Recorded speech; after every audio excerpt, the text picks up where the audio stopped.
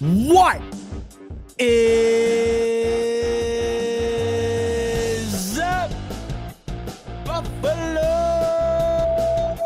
Fanatics? Z-Bot here with you, live on the Buffalo Fanatics YouTube channel on a late Wednesday night. And that, of course, can only mean one thing. It is the smoke break. So good to have you in on this late Wednesday night.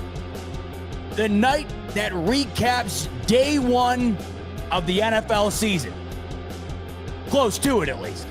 The Buffalo Bills kicked off their first day of practice this morning. The first day of training camp has come and gone for the Buffalo Bills in my hometown of Rochester, New York at St. John Fisher College. So much to dive into this evening, recapping the first day of practice for the Buffalo Bills. We'll touch on the comments at the podium from Sean McDermott, Josh Allen, Joey Bosa. We'll talk about what we saw out on the field today. Who looked good? Who was standing out from the pack in day one? And who's got us even more hyped than we already are as we approach nearly the 6-week mark of week one of the NFL season. It is nearly here, folks. We're about a week away from August. And you know as well as I, as soon as you flip the calendar from July to August, everything feels different. The weather starts to feel different. You start to anticipate the changing of the leaves, and you start to anticipate the changing of the channel on the TV. From whatever you're watching on Netflix to CBS, Fox, NBC, to hear a little bit of dun, dun, dun, dun, or whatever your favorite theme song of choice is. We are this close, and we near even closer, rather, with the start of Buffalo Bills training camp, which kicked off today. We're, of course, about a week and a half or so away from watching training camp with our very eyes on our own televisions, as Hard Knocks is set to debut in just a week and a half here or so. So many things to be excited about, so much to talk about this evening on this Wednesday, July 23rd iteration of the Smoke Break. As always, so good to have you into those joining me late night here on a Wednesday. Big shout out to you. Up late on a Wednesday night with your man, Bot. I appreciate every single one of you who are heading into the wee hours of the evening with me, and to all those who are fast asleep, which I kind of envy you because I wish I could fall asleep before midnight. I could not tell you the last time I have fallen asleep before midnight. I was probably in high school. I'm not even kidding. Not a good thing. So I'm envious of all those who are able to hit the pillow around this time this evening and catch your Z's. But if you're watching on the replay, then hello to you too.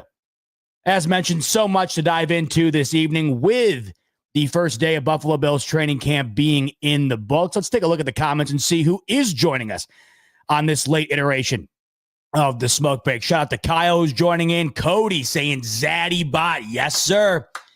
Caroline just touched down on the 24-week mark. This upcoming Monday will be 25 weeks.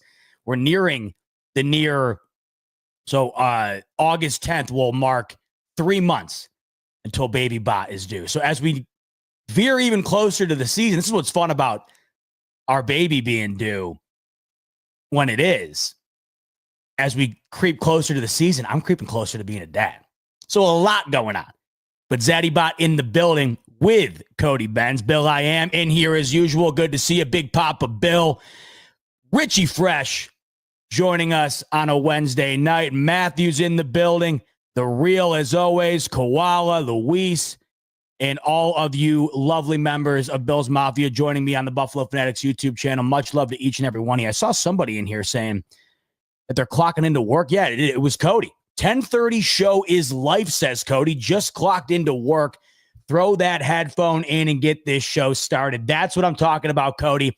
Cody's working the night shift. I got you, Cody. Strap in, plug the headphones in. Work's about to be a little more fun this evening with Smoke Break coming through your headphones. God bless you. Working the night shift. Caroline used to work the night shift. As I've mentioned multiple times on here before, she is a NICU nurse, and she used to work the night shift at the hospital. So it was 7 to 7. And that was a wild ride. She did that for about 2 years. And Cody, I'm sure you know it. Rico used to work nights too, by the way. And I'm sure many of you in here have probably done so at some point in your life. It throws everything off. It threw my life off, and it was my wife working the nights, not me. But I wound up working nights because I tried to align with her schedule, and it threw everything off. So, Cody, big shout out to you. I know how different of a lifestyle it is to work nights as opposed to days, but hopefully tonight's shift goes a little bit faster with some Buffalo Fanatics coming your way late night. Matt's in the building. Charlie's in the building. The Real said, I saw Z-Bot knock out 5 guys downtown last night. Were you down in Rockland County, The Real? You saw me getting in the 1-2? It's funny. I had this conversation with some friends the other day because when we went to a party the other day and there was a big fight before we showed up. We missed it. And I was talking to some buddies about, fights in their history, and they had all these stories. And I'm thinking to myself, man, I must just be the most non-confrontational guy on the planet because I've never gotten into one. Nor do I want to get into one. And I think it's not even that I'm non-confrontational. It's just, there's nothing, you would have to do something crazy in order for me to throw down. So The Real, I think you might be mistaking me for somebody else. But if you ever catch me in that scenario, and I'm telling you right now, it's very rare that you ever will, I'll tell you, there's damn sure a good reason behind it. I've made it 28 years and counting without coming really close, to be honest with you. I don't anticipate getting into it anytime soon, but with the dad role coming around the corner, not to say I'm going to get in a fight, I'm not, but I wonder if I'll be a little bit more on guard, so to speak. Still wondering what that's all going to feel like. I'm not going to be the fighting dad, though, like Randy Marsh. Not going to be the fighting dad out in the crowd, in the baseball crowd or the football crowd fighting the opposing team's dads. But I'll keep an eye out, that's for sure. All right, so before we dive into camp, you might notice I got on a wardrobe this evening. You might notice a couple of things. You might notice a certain red-colored hat. You might notice a sweater with a certain red-colored helmet on it. Speaking of red helmets,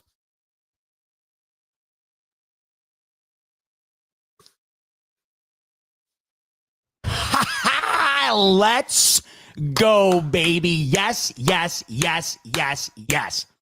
It has finally happened, folks. It has finally happened. The Red Domes are back in the 716. The red helmets are officially back for the Buffalo Bills. You know how long I've been waiting for it. You know how long I've been smashing this very table, demanding that the Buffalo Bills finally give me and so many other members of Bills Mafia what we've been asking for, and that is the red helmet. We've waited year after year after the NFL introduced the ability for teams to wear an additional helmet, 2 or 3 additional helmets. The Bills have not taken advantage of that opportunity. And that all came to an end yesterday when the Buffalo Bills officially announced that the red helmets, the 90s era of the Buffalo Bills, will be reappearing before our very eyes in 2025. Actually, I think by that point, it will be 2026 regardless. It's official. It's back. It's real. It's spectacular. The red helmets are back, and I've been waiting so long to throw this thing on. This thing didn't fit me when I was 8 years old, when I was probably first given this helmet. And as you can tell, it still doesn't fit me very well. Now, you can look at my eyes and tell that the helmet is quite literally closing my eyes because of how tight it is. I don't care. Rocking this thing with pride because of how stoked I am. Got the sweatshirt on, the helmet on. I'm ready to rock. I know the team's ready to rock. And I know so many of the Bills faithful out there are as stoked as I am that this fantasy has finally become a reality. It didn't feel like we were asking for a whole hell of a lot, yet we still never got what we were asking for. And we finally did. It took having to get to the final season of the Ralph Wilson Stadium's existence for us to get our wish, but the wish was indeed granted. I got to take this thing off because I am going to go blind if I leave it on for even another minute. I mean, that thing, oh my God. I mean, like I said, that thing, no question about it, that thing did not fit my head when I was a kid. If you think it fits now, I was the big head kid. And when you're the big head kid, you become the big head adult. My brother-in-law's got a funny joke. We go to the same barber, and it's not even a joke. It's actually true. I got to get to the bottom of this. So we both have a very similar beard, and we get a very similar haircut. The barber charges him $40. And for whatever reason, I'm charged $45. And he tells me that he was told I'm charged $45 because they add an additional $5 to my bill because of how big my head is. His head's the same size as mine. It's not like he's walking around with a peanut head. He's got a dome on him, okay? And I'm well aware that I do too. But if I'm getting taxed, if I'm getting the big head taxed, I need to get to the bottom of that. And that helmet right there is doing me no favors, by the way. But I couldn't be more stoked to put it on. So let's talk about it. Yesterday, it happens. We had gotten the rumor from Buffalo Rumblings a couple of weeks ago that the Bills were going to be revealing a new helmet on July 22nd for the 2025 season. But we didn't know what that was going to be. All we knew is it wasn't going to be the Rivalries uniform, which is yet to be debuted. Cannot wait for that. We knew it was going to be something different.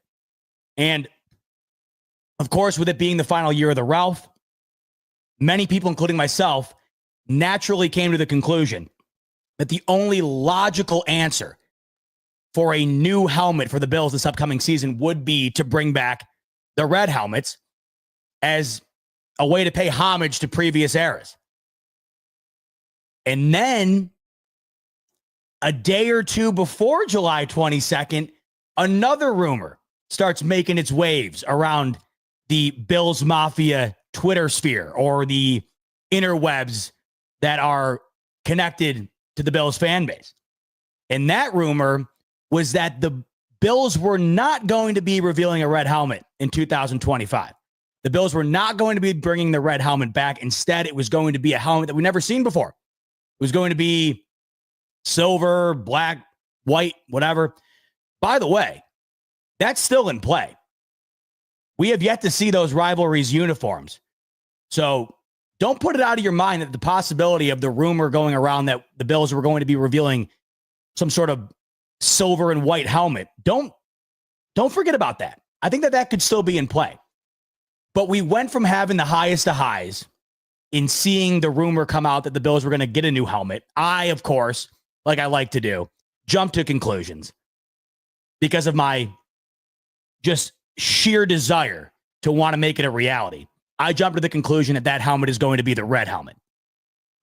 Rico, if you don't get out of my chat right now saying mid, I'm telling you, I've had enough of them. I've had enough of them.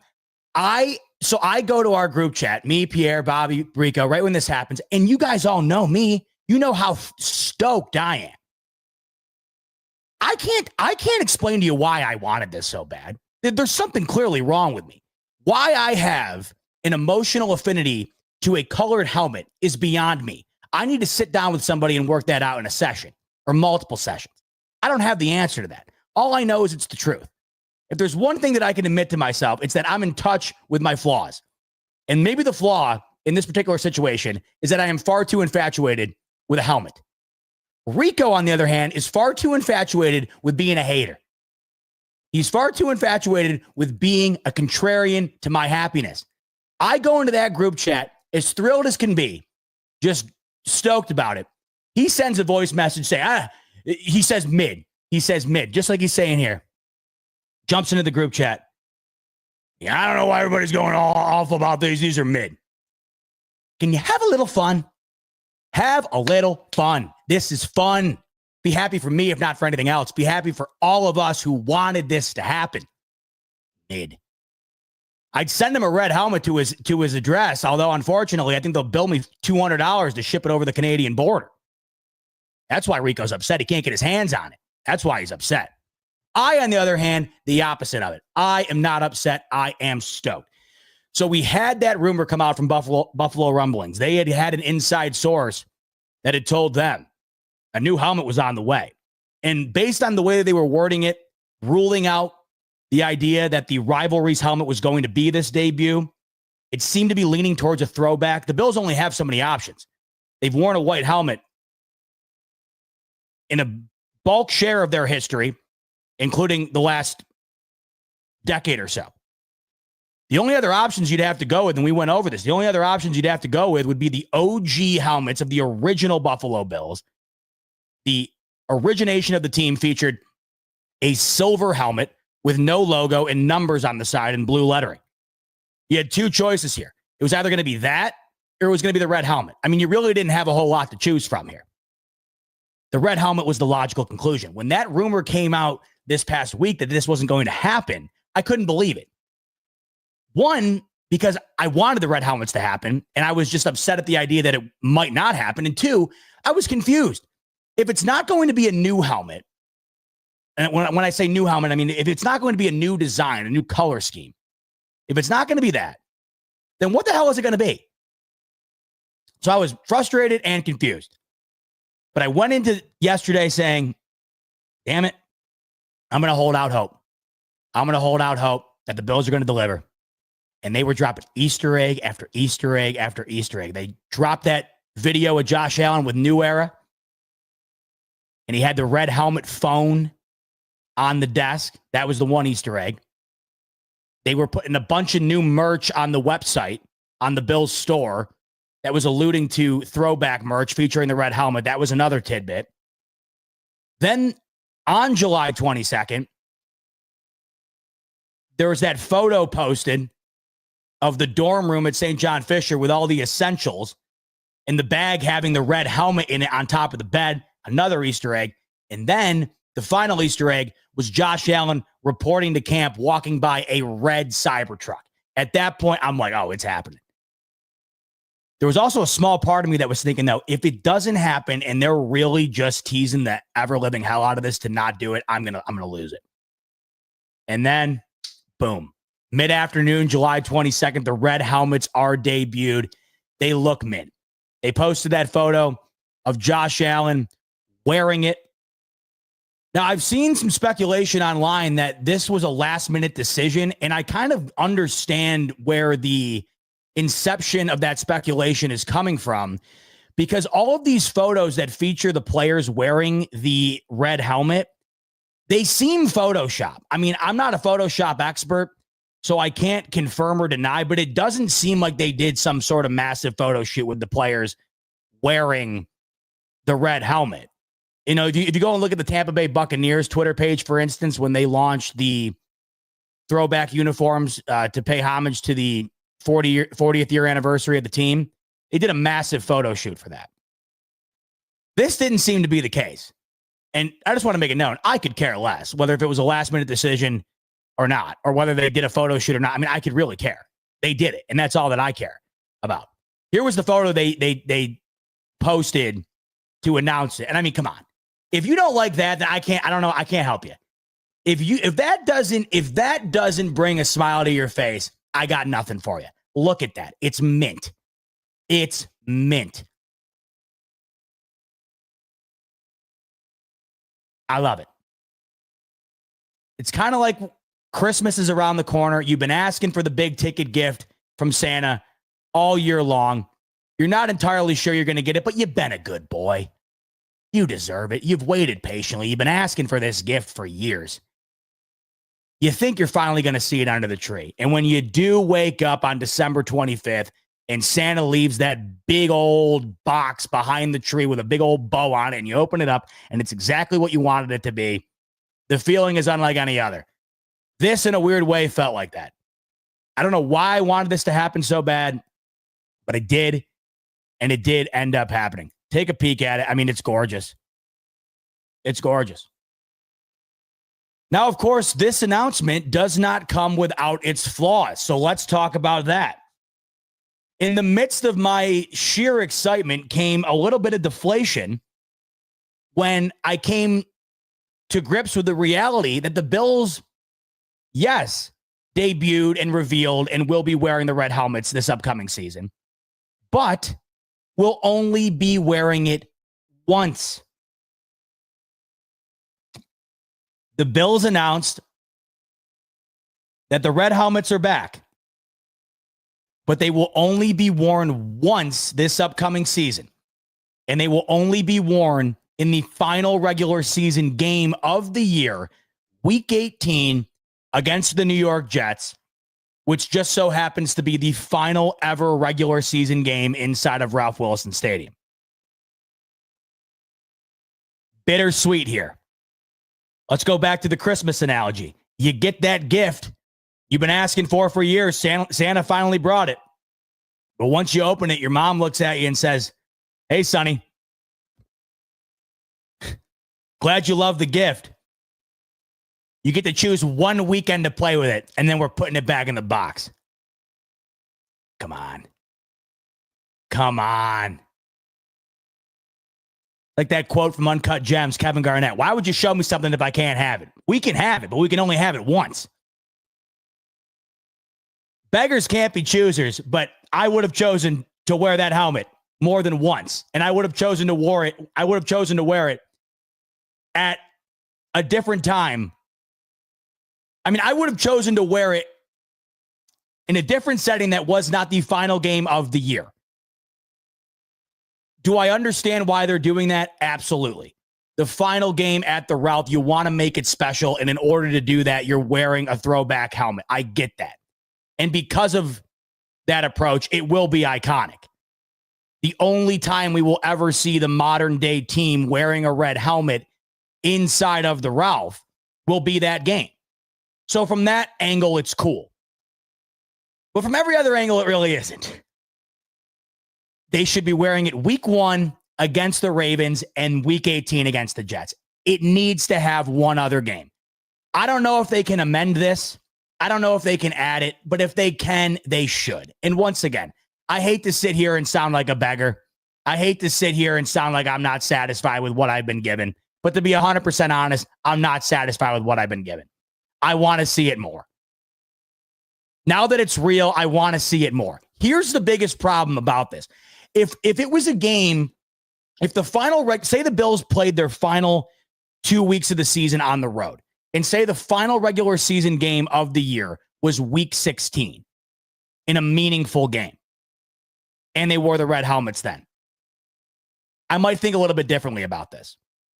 As we know, week 18 last year was against the New England Patriots. And as we know, Josh Allen went out on the field, took one snap to preserve his start streak, and then hit the bleachers, as did the rest of the starters. The Bills have one of the easiest schedules in the NFL this upcoming season. They play in one of the weakest divisions in the NFL. There is a very likely scenario that week 18 rolls around. These red helmets make their way out onto the field, and the starters are not out on the field to wear them. There is a universe that exists where Josh Allen takes one snap in this red helmet, hands the ball off, and then wears it the rest of the game next to the Gatorade. And if that's the case, bittersweet. Now, do I want week 18 to be meaningless? You're damn right I do. I want it all locked up. I want the AFC East locked up again by the first week in November. I want the 1 seed clinched. I want it all. You're sitting your starters week 18. There's a good sign you did something right the previous 17 weeks. So you can't be mad about it. But the idea that the Bills are only wearing the red helmets in a game in which Josh Allen and the rest of the starters might not be playing is a tough pill to swallow. You got to find a way to bring them out one more time. And I feel like the best opportunity to do that would be week 1. Because if you're going to approach wearing these helmets with the angle that you're trying to make it iconic, or you're really trying to make it a special moment, the best way I can put it would be week 1, Sunday Night Football against the Ravens is the last ever home opener at the Ralph. So it's not like it loses its luster. It's not like you're just throwing it out there in a week 5 game. It's the last ever home opener. There's so many reasons to do it. Last ever home opener at the Ralph, Sunday Night Football. against an arch rival, Josh Allen playing against one of his personal arch rivals, playing against a team that lost in your house last year in dramatic fashion in the divisional round. There's so many reasons to do it. If they can find a way to implement it, I would highly suggest that they do, because it would be awesome. This could get lost in the weeds a bit if they're trotted out there week 18 and there's no starters playing. Now, the silver lining here is, with the helmet being officially debuted, with the helmet now being officially in the arsenal of Buffalo Bills uniforms, in all likelihood, when the Bills do move into the new stadium, I would have to imagine that these red helmets are going to be seen quite often, or at least a few times a year. They're not going to just wear them week 18 against the Jets and then throw them into the locker for the rest of time. These are now part of their queue.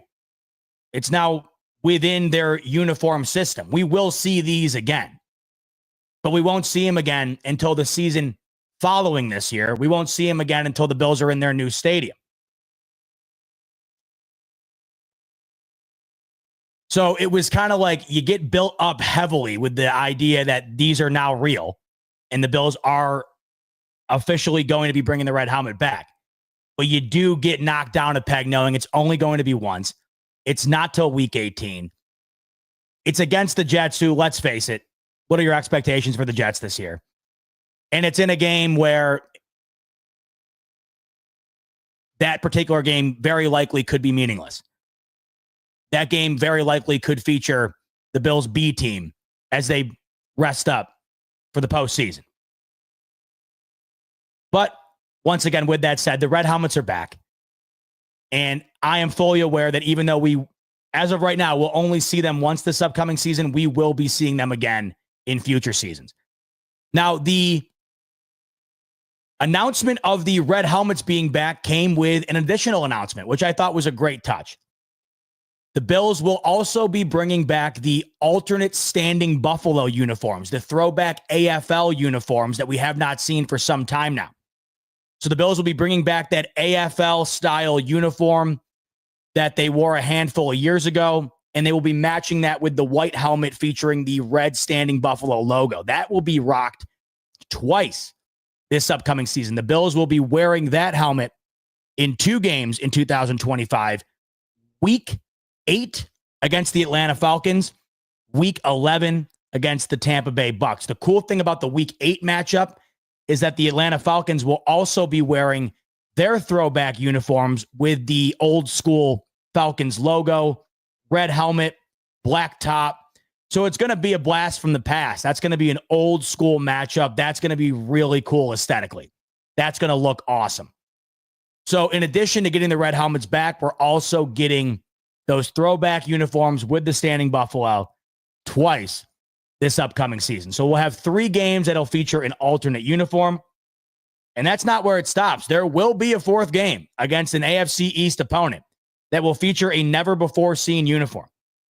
We will eventually find out here within the next 6 weeks or so what the Buffalo Bills plan to wear for the rivalry series announced by Nike.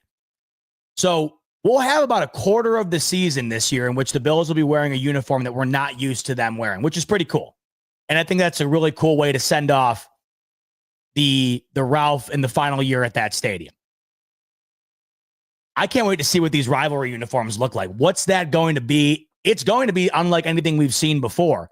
And that's the next cool thing that we get to look forward to in terms of outfits. And I'm sure Rico, when those get announced, will call those mid too. I'm sure he'll hate those too. I, on the other hand, very much looking forward to that. And they will be wearing that against either the Patriots, the Jets, or the Dolphins. I have a feeling they're going to be wearing them in their Sunday night matchup, I believe week 5 against the New England Patriots. That just makes sense to me. Sunday night game at home. They're already wearing a throwback with the red helmets against the Jets. It'll either be that Thursday night football game that we'll be doing our event at week 3, or it'll be the game against the Patriots. So that's still underneath the curtain, and that'll be revealed here within the next few weeks. But as of right now, red helmets are back. Red helmets are officially back. And even though we only get to see them once this upcoming season, it's better than nothing. And I'm sure we'll be seeing them multiple times in the upcoming seasons as well. So really cool stuff. Glad the Buffalo Bills finally did what I had been asking for some time. I know many of you guys have as well. Richie coming in with a super chat. Bot looking clean. Book those February 8th, 2026 tickets, baby. Now there's the question. The Bills make the Super Bowl. Do they wear the red helmet? I know this is going to sound crazy from my perspective, seeing that I've been asking for them to wear these red helmets for forever. But the red helmet was featured in all 4 Super Bowl losses. I would have to imagine the Bills would not be trying to make it 5. I would imagine the Bills would be trying to forge their own legacy in the Josh Allen era by wearing the white helmets if they were to make the Super Bowl. However, wouldn't that be something? You imagine the Bills wore the red helmets in the Super Bowl and won it? Aesthetically, what that would look like, the avengement, being able to avenge the 90s era team that lost 4 straight in the same helmet that they lost 4 straight in, that would be crazy. But it could only go one of 2 ways. It would either be the highest of highs or the lowest of lows in terms of the red helmet. Highest of highs being Josh Allen just went out there in that helmet and avenged the 90s era Buffalo Bills. He won the Super Bowl in the helmet that the 90s era team could not pull off in 4 straight attempts. It would be iconic. On the other hand, if the Bills were to lose it, if the Bills were to lose the Super Bowl, they might just throw the red helmets out for good. They might just throw them in the trash and never look at them again. That would be 5 consecutive Super Bowl appearances that resulted in a loss that featured the red helmet. So, Richie, if and when I book my ticket to the Super Bowl that features the Buffalo Bills, I would imagine it would feature a Buffalo Bills team that is wearing a white helmet. I don't care if they're wearing an invisible helmet. They could get the invisible spray from that episode of SpongeBob, spray their helmets with it. I don't give a damn. They could wear the old leather helmets in that game for all I care. Get there. Get there, baby. That's what matters most. Richie coming back in. People be like, Allen won't even be playing Week 18 for the red helmet. Script says otherwise, says Richie. Week 18 will be for the 1 seed. You heard it here first. Now we're talking. That would really pump some life into only wearing these red helmets for 1 week and it being Week 18. If that game came down to the 1 seed, Bills had to have it. I mean, Richie, you got me thinking now. Imagine the Bills clinch their first ever 1 seed under Josh Allen in the final game at the Ralph in the red helmet. Then it would all be worth it. That would really be the only way it would all be worth it, Richie. Because if it ends up being a meaningless game, then it's going to kind of be an afterthought. It's going to be like, yeah, it's really cool. The red helmets are back, but we didn't even get to see Josh Allen playing them. But on the other hand, if Josh Allen's out there in the red helmet fighting for a 1 seed, iconic. Takes it to a whole other level. We shall see. Hope to God the Bills are fighting for the 1 seed. Although, Richie, I hope that they have it locked up. I hope it doesn't come down to Week 18. Want that thing locked up. Want it locked up. And in order to lock it up, you have to have a hell of a year. And in order to have a hell of a year, you got to get off to a hell of a start by having a hell of a training camp. And that's what the Buffalo Bills are trying to do at St. John Fisher College in Rochester, New York. They kick things off today. The first practice of the 2025 NFL season took place today in the 585 as the Buffalo Bills got their training camp underway. So excited. So great to see everybody trotting back out on the field, really starting to feel real now. Really starting to feel real, seeing them out there, getting reps in, scrimmaging, seeing the new guys rocking the helmet out there, getting ready to rock, find their way on this team, find their place, seeing Josh Allen back out there slinging it, building the rapport with Josh Palmer, Elijah Moore, Keon Coleman, Dalton Kincaid.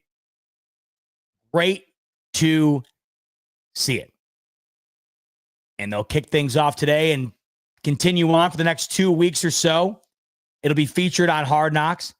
The Hard Knocks trailer, by the way, came out today. If you have not seen it, Go and watch it. I retweeted it on my Twitter. Chills. I would play it on here, but I feel like I might get striked. You never know. The problem is if you play it live and you play it for too long, they'll just cut the stream. So I hate ever risking that stuff. I always hate doing this where I'm like, I bring something up and I want to play it. The problem is if you end up playing it, you jeopardize the whole stream. Worth the watch, though, if you haven't seen it. When we're done here this evening, hop on over to my Twitter or just hop on Twitter in general, Google, whatever. Just type in Bills Hard Knocks trailer. Watch it, about a minute and a half long. Get you hyped. Get you hyped. And I just, for the life of me, cannot wait to watch that whole thing unfold.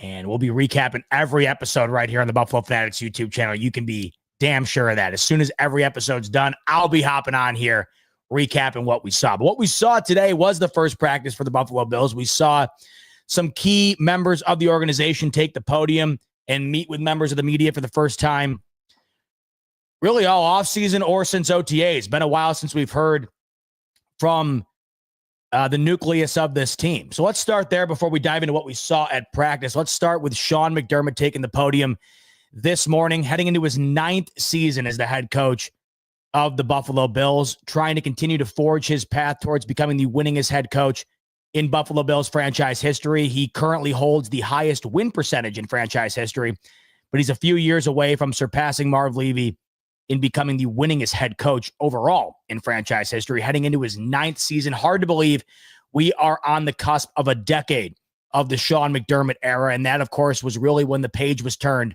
from the drought, from mediocrity, into the era of the Buffalo Bills that we know today, where they have become one of the best teams in the sport.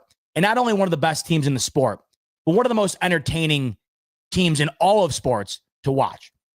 They truly have become a organization that is exemplary. They become a team that is the standard currently in the NFL, and they become a team that the majority of us thought was unobtainable just nearly a decade ago. But when Sean McDermott took over, of course, that is when the drought ended. And shortly after that is when Josh Allen was drafted by these Buffalo Bills to become the quarterback of the organization, and the rest was history. When you do sit here and reflect on how long McDermott has been here, it is kind of crazy to kind of come to grips with the fact that we're going on a decade here of Sean McDermott. And I know plenty of people would have plenty of things to say about that period of time in which Sean McDermott has been the head coach, but to me, it's unarguable. It's been terrific. It's been phenomenal. And unquestionably, it has been the best era of Buffalo Bills football in my entire life, and I'm about to be 30 years old in a year and a half.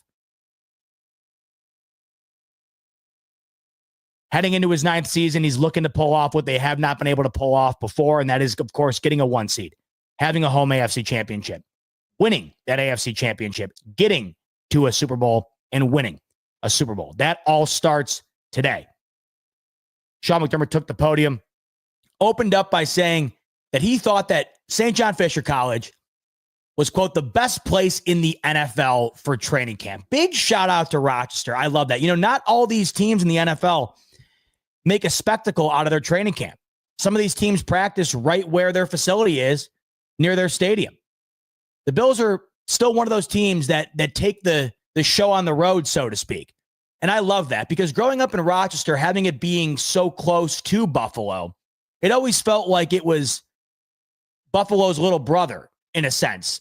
Not based on the city itself, but based on the fandom of the Buffalo Bills. All you have to do is drive an hour down the road, and you have just as big of a contingency of Bills fans as you would anywhere else. You start driving further and further, that's when you start getting into where I'm at right now, the Jets-Giants territory, where nobody wants to be. But Rochester is as big of a Buffalo Bills town as any other town in the entire country not named Buffalo itself, or city itself, really. I mean, Rochester is the biggest hub for Bills fans that's not actually in the city of Buffalo.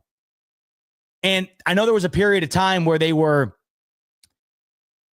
weighing whether or not they were going to continue to go to St. John Fisher and hold their training camp there. I mean, there was speculation at one point, not all that long ago, where they were going to consider not coming to Rochester, but keeping the training camp in Buffalo instead. And I'm so glad that they did not do that. Not just because it's near and dear to me, grew up as a kid, as a little kid, by the way, going to these training camps. Obviously, when you're a super young kid, going to the games aren't always in the cards. It's not usually in anybody's best interest to bring a 4-year-old to a game. And I know some people do it, and God bless them. And not an easy outing. But you can do so at the training camp. It's almost built for that. I remember growing up as a kid, they had so many stations for kids, games to play, and the mascot was there. The whole thing is very family oriented. And I think that's what's really cool about it. And that was really my first in-person exposure to the Buffalo Bills. And I don't know if I would have had that same type of exposure had the Bills not taken training camp to Rochester. Being able to grow up, having practice 10 minutes away from my parents' house, going to that, seeing the team, and really encompassing myself within the fan base, all the activities. It was great. And it's really some of the core memories that I still have of the inception of my Buffalo Bills fandom. And I'm so glad that they're continuing to do this because I do think it opens up a broader contingency of fans that might not be there otherwise if it weren't for taking the show on the road. Obviously, people who live in Rochester would still be fans of the Bills if the training camp wasn't there. But I do think it opens up a broader audience that might not be there. Like I just mentioned, kids being able to go. Families who have busy schedules or just aren't able to make it to games, they can go to something like this. It's right in their neck of the woods. They can just head down the road and check out the Bills. And I think that's awesome. And a lot of other teams don't offer that. And I think it's a really cool way to incorporate the city of Rochester, who is, like I have mentioned multiple times, the biggest pocket of Bills fans in the country outside of Buffalo. And Sean McDermott really seemed to be quite serious when he said it's the best place in the NFL for training camp. And I think it's beneficial to both him and the entire team. And Josh Allen alluded to this as well. Josh Allen had said when talking about, being back at camp, being in Rochester at St. John Fisher for another year of training camp, his 8th, by the way. Josh Allen said, "I love it. If you love football, you should love camp.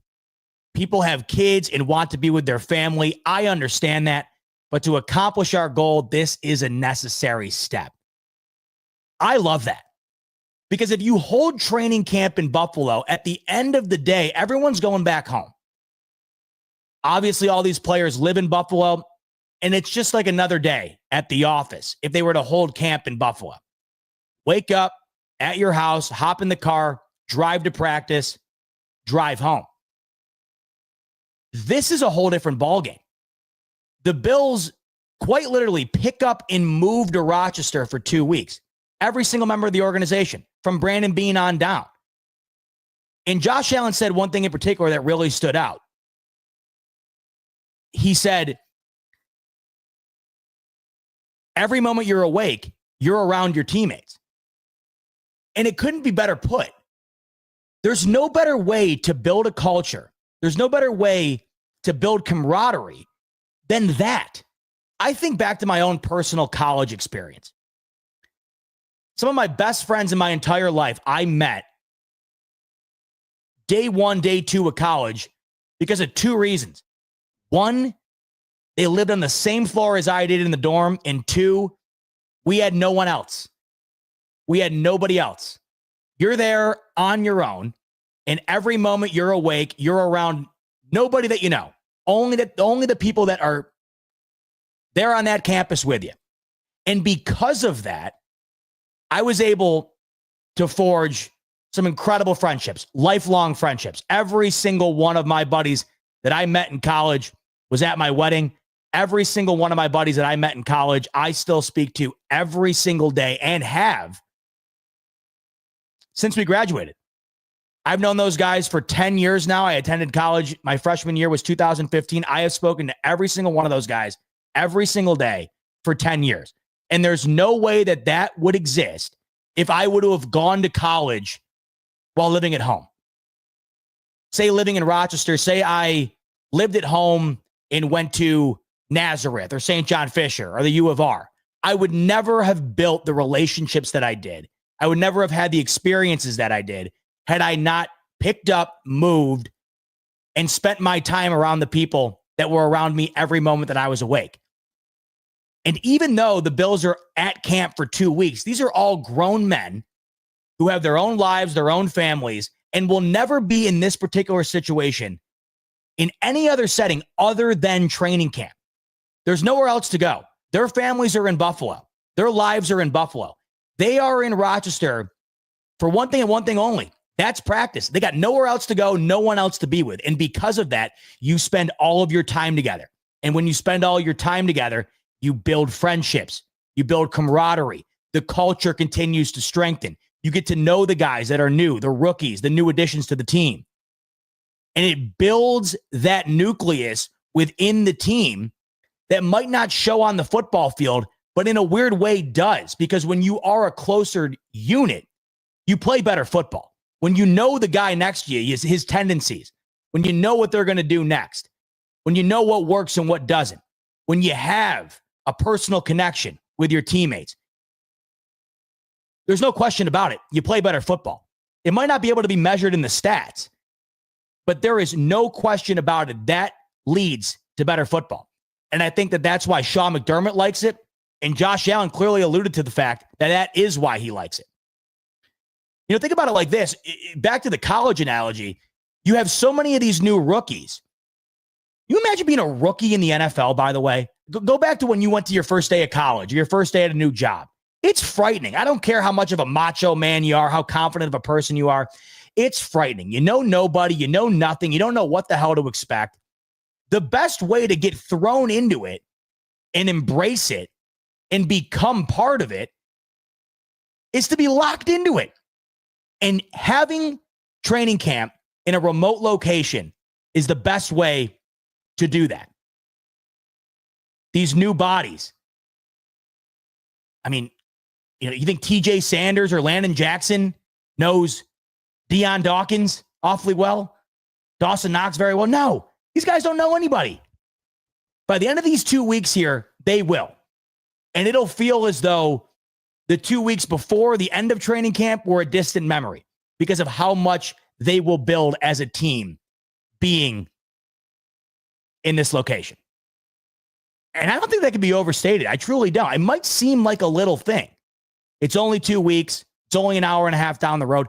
These guys are living in dorms. The dorms that they live in are the same dorms that the St. John Fisher students are living in around the year. They're not being put up in the penthouse of the Rochester Hyatt. They're living in the dorms, man. They're eating in the mess hall.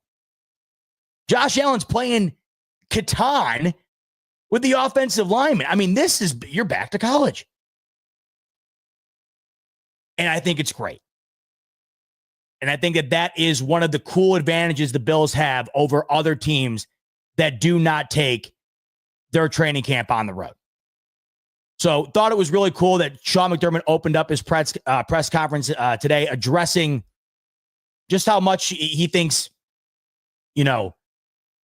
having training camp in Rochester plays a part in their organization. Best place in the NFL for training camp is what he said. All right, so what happened in Rochester? What happened at this training camp? So Sean McDermott was asked about the players that did not practice, the two notable ones who did not practice today in the first practice for the Buffalo Bills. Dawson Knox, hamstring. As we know, we found out this past week that he was put on the non-football injury list. And then Spencer Brown, who's been dealing with a back issue. He's been dealing with that for some time now. Did not practice today as a result. Sean McDermott said that the issue that Spencer Brown is experiencing with his back, flare-ups, really nothing concrete that he seemed to have on the subject. Basically said that it's flare-ups, needs to calm down, something that they're monitoring. And I would imagine like McDermott even alluded to, backs are one of those things where, unfortunately, if you got a finicky back, it's not going to disappear. Just one of those it's one of those areas of the body where if you have an issue with it, it just feels like it's always going to be an issue. And Spencer Brown's a big boy, playing a big boy position in a big boy league. So it's understandable as to why he's got some back issues. They've been continuing to flare up, did not practice today, but from the vibe I got, doesn't seem to be anything too serious right now on the injury front for the Buffalo Bills. Spencer Brown and Dawson Knox being the two that did not practice today, but I would imagine we will be seeing them at some point throughout the course of this training camp. McDermott said that he wasn't going to get into timetables in regard to these injuries. They'll find out more as each day goes forward. That's what I would expect to find out as well. And like I mentioned, I'm sure we'll be seeing these guys at some point over the next 2 weeks here. James Cook, in attendance, full participant. McDermott was asked about this, and he said, quote, could not be more pleased. McDermott said he shook James Cook's hand, looked him in the eye, and he said he's ready to go. Good to see that. And good to see Sean McDermott having full confidence in James Cook being there and giving his all. We'll talk more about James Cook in a little bit here. Joey Bosa was not on the injury list, and McDermott had spoken about Joey Bosa spending some time after the OTA session, which he missed, getting healthy. McDermott said he couldn't be more happy to have Bosa ready to go. Now, McDermott said, we will have a plan in place to keep him as healthy as possible. If we go back to the OTA sessions that Joey Bosa missed because of the injury he sustained working out, it was a calf strain that Joey Bosa suffered working out. If you remember, I mentioned, listen, Joey Bosa, seasoned vet, when healthy, one of the best pass rushers in the league. Joey Bosa is no newcomer to the NFL. He knows what he's doing. He might be a newcomer to the Buffalo Bills, but he's no newcomer to the league. You can have faith in him having an impact on the field, even if he's not routinely out on the field. And when we found out that he was injured during OTAs, I had said, look, would I like to have Joey Bosa out there as much as possible? You're damn right I would.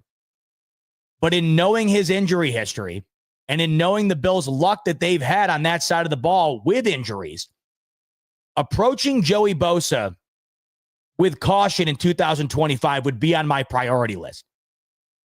Having him healthy in the biggest moments would be top priority for me in terms of how I plan to utilize him. Having him around for the big games, the seed swinging games, and of course the playoffs and beyond. That would be my top priority. Now, I'm not saying that that's what Sean McDermott said, but Sean McDermott did say that they will have a plan in place to keep him as healthy as possible. I'm not sure what that means. That very well could mean that he's working with trainers to make sure he gets the best care imaginable. But maybe it means the plan in place is we're not going to overexpose Joey Bosa in situations that don't call for it. We're not going to trot Joey Bosa out on a third down against the Panthers in the third quarter when we're up 28-7. Those type of moments. I've never sat here and said that Joey Bosa should just sit game after game for no legitimate reason. But I've been on record saying that in games where it feels like they're in hand, or in games where it feels like the Bills are not in need of Joey Bosa's services to an extent that would call for him being out there on a routine basis, then just don't do it. The moral here is don't trot Joey Bosa out there unless you need him to be out there. I mean, obviously you want him out there early in the game. No game's decided in the first quarter. But you get into these second halves against some teams that you got things wrapped up against, I just don't see the need for it. So maybe that's part of the plan. But it was nice to hear that McDermott does have a plan, whatever that may be. It's no secret. Joey Bosa's injury history is no secret to him. It's no secret to McDermott. It's no secret to anybody who watches the league. Having a plan in place, whatever that plan may be, to try and preserve his health is smart. And I thought it was great that McDermott alluded to that during his press conference at training camp. Whatever that plan may be, I have no idea. Nice to know that there is a plan nonetheless to make sure that Joey Bosa's health is of top priority this upcoming season. We will touch on Joey Bosa in a minute here. He also sat down with the media this morning and had a lot of cool things to say that really brought a smile to my face and really kind of reinvigorated the hype I have surrounding having him on the Buffalo Bills. Speaking of the D-line, McDermott was asked about the suspensions for Hoyt and Ogunjobi. Interesting response here. When asked about the suspensions for Hoyt and Ogunjobi, McDermott said, "We're going to be challenged depth-wise at the interior D-line position early in the season. If healthy enough, we will be able to execute the plan that we have. We got to have the young guys ready to go." He said they're going to be challenged depth-wise early in the season. And naturally, the conclusion as to why would be, well, it's because Hoyt and Ogunjobi are suspended. They're not going to be available early in the season. But he'd go on to say, if healthy enough, we will be able to execute the plan that we have. I wonder what he is alluding to there. But when you couple that with him saying, got to have young guys ready to go, they got plenty of young guys that are in position to be ready to go. They just drafted a laundry list of them. Deion Walker, TJ Sanders, Landon Jackson. They got their guys. And these young guys do need to be ready to go, regardless of the suspension of Hoyt and Ogunjobi. That question just prompted that response. These young guys do have to be ready to go. The pulse of the Buffalo Bills defense and the future of the Buffalo Bills defense will be heavily reliant on what their 2025 draft picks on the defensive side of the ball end up panning out to be. Not only in time, but right now. It could very well be the ultimate difference between another loss in the playoffs and holding the Lombardi Trophy over your head in February. I really do think that. I really do think that the additions made through the draft on the defensive side of the ball could ultimately be the swing of the pendulum that knocks the Bills in the right direction as opposed to the wrong direction they found themselves on for the last several seasons here. I really do think it has the potential to be that impactful. And I think the majority of that impact will wind up being seen and felt up on the line. Now, when he mentions, if healthy enough, we will be able to execute the plan that we have.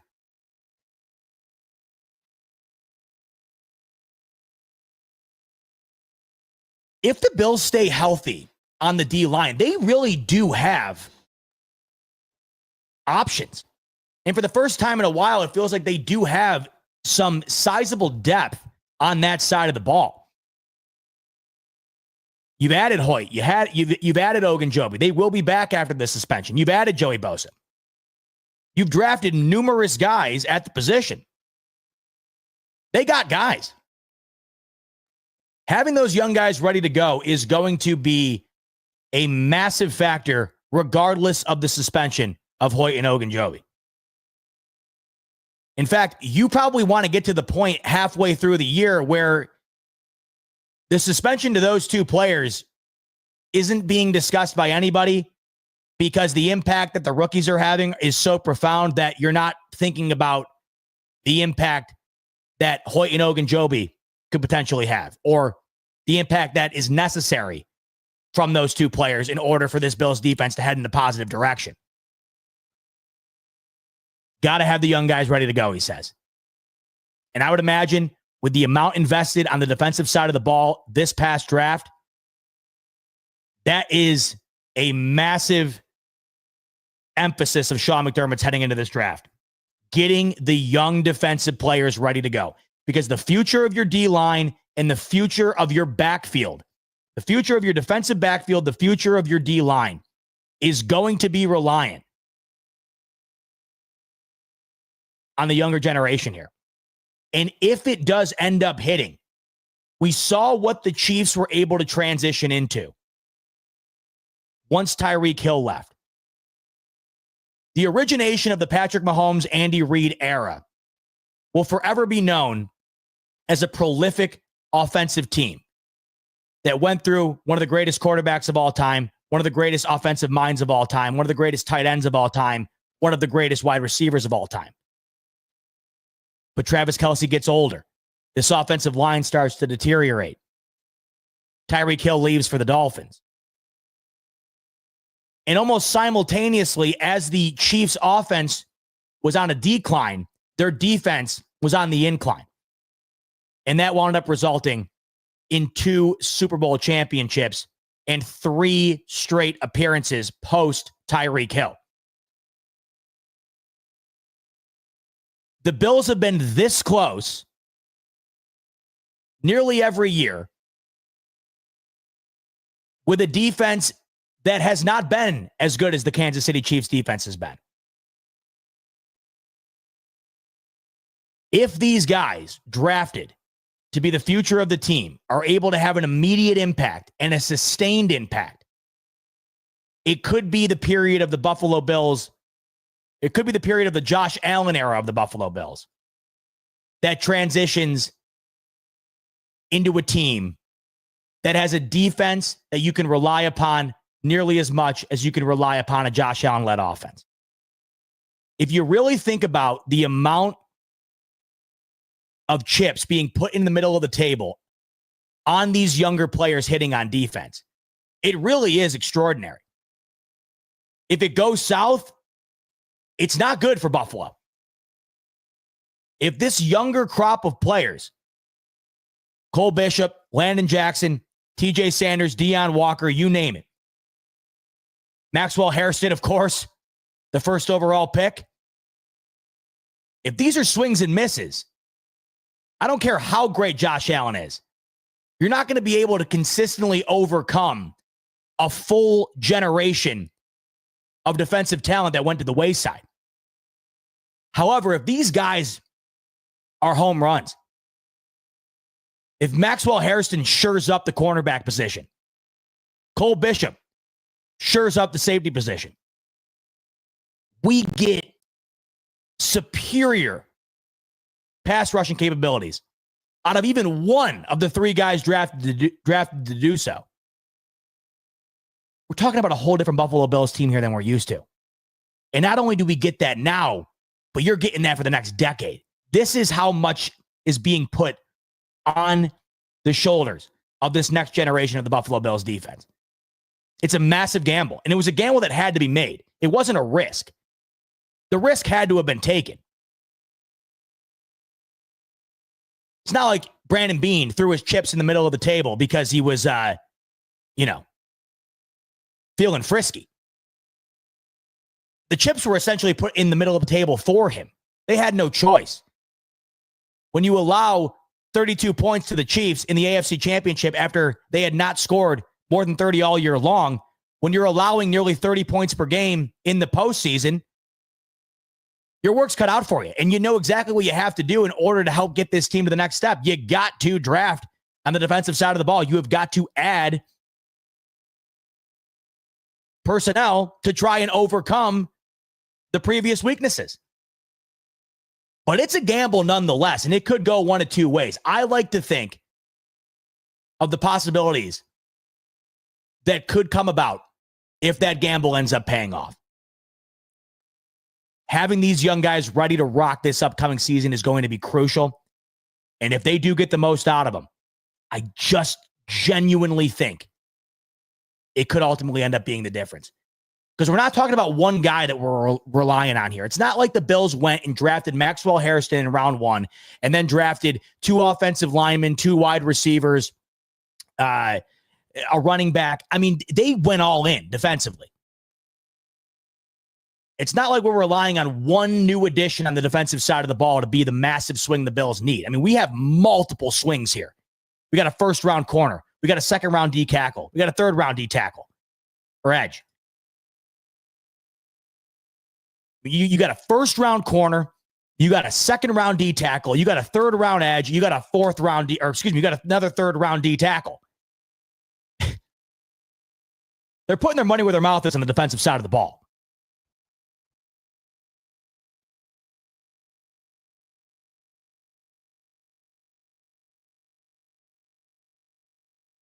And man, am I excited about it. Seeing those guys out there today was your first real glimpse. We had the rookie OTAs, we had our OTAs, but it's real now. It's real now. They're out there with the big boys now. They're out there with the ones. They're out there with the starters. They're out there with the full squad. It's real now. McDermott's going to have those guys ready to go. Mentioned Cole Bishop. Speaking of ready to go, Sean McDermott said, quote, he looks ready to go. McDermott said he knows the challenge ahead. He's expected to step in and do a great job for us. There's a lot riding on Cole Bishop this upcoming year.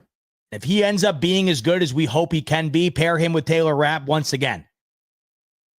Another what if that you ponder at night, wondering what these Buffalo Bills are going to be. A lot of high expectations for Cole Bishop, and as Sean McDermott alluded to, he knows this. He knows the road ahead, and he knows the challenge that he's faced with, and that is coming in and being a pivotal part of this defense.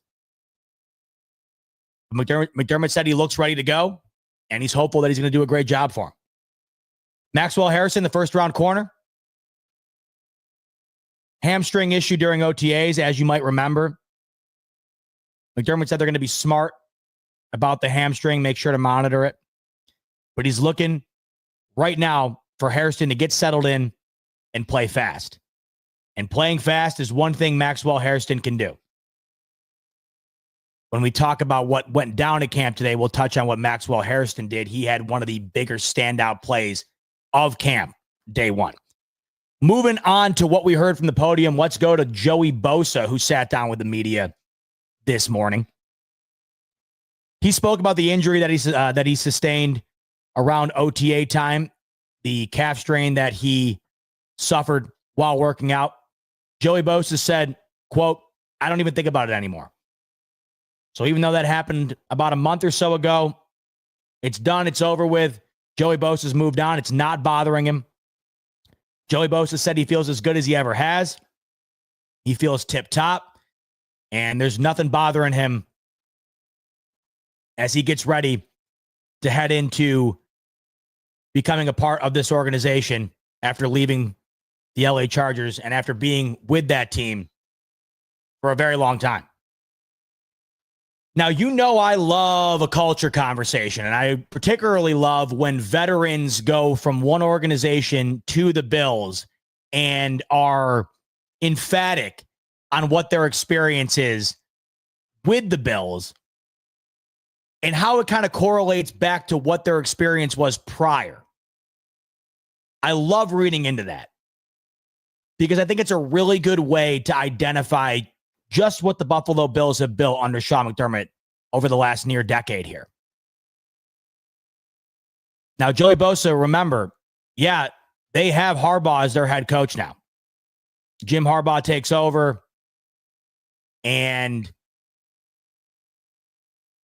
no one's got a bad thing to say about Harbaugh when it comes to his dedication to the sport, his ability to turn an organization around, his ability to get the most out of players.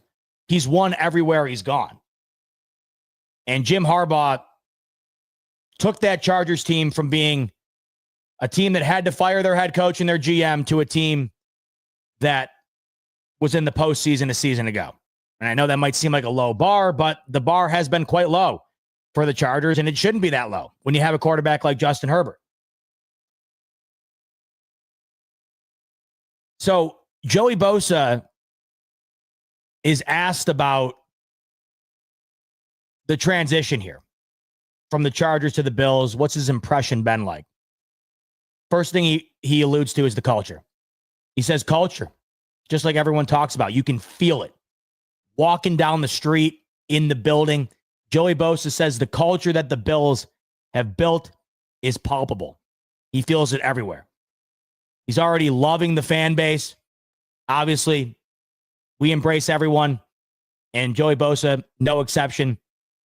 He can feel that. He said he's been loving what he's been seeing from the fan base. In totality, Joey Bosa really emphasized that the overall culture of the Buffalo Bills, from within the organization to outside of it, the city of Buffalo itself, He can feel it everywhere he goes. He did say that the transition to Buffalo has been nice. It's not easy to pick up and move after you've been with an organization for your entire career. It's even tougher to do so when you move from the furthest point of the country to another area. It's hard to move farther than LA to Buffalo. And you've built your whole career in one area. You're on the other side of the country, picking up, moving, going to a new team for the first time, and moving to a completely different coast of the country. Not easy. But Joey Bosa said it's been nice. He said it was getting redundant with the Chargers. He alluded to his injuries, and that played a factor. Injury after injury with the Chargers. But he mentioned that he thinks they have a good thing going, the Chargers, that is, with Harbaugh now taking over as head coach. But in saying that, it felt like he was alluding to the previous era headed by Brandon Staley was not good. He made a point to note that he thinks things are going to be turned around with Jim Harbaugh. They already have, and they will continue to be. But he made it seem like it wasn't sunshine and rainbows during the Brandon Staley era. And I don't think that that's a far-fetched take, because we could all see it as fans. There's a reason Brandon Staley wound up losing the gig. Chargers GM wound up losing the gig. They needed a drastic culture change. That's why a guy like Jim Harbaugh was paid the big bucks to come in and do it. But he said it was getting redundant in LA.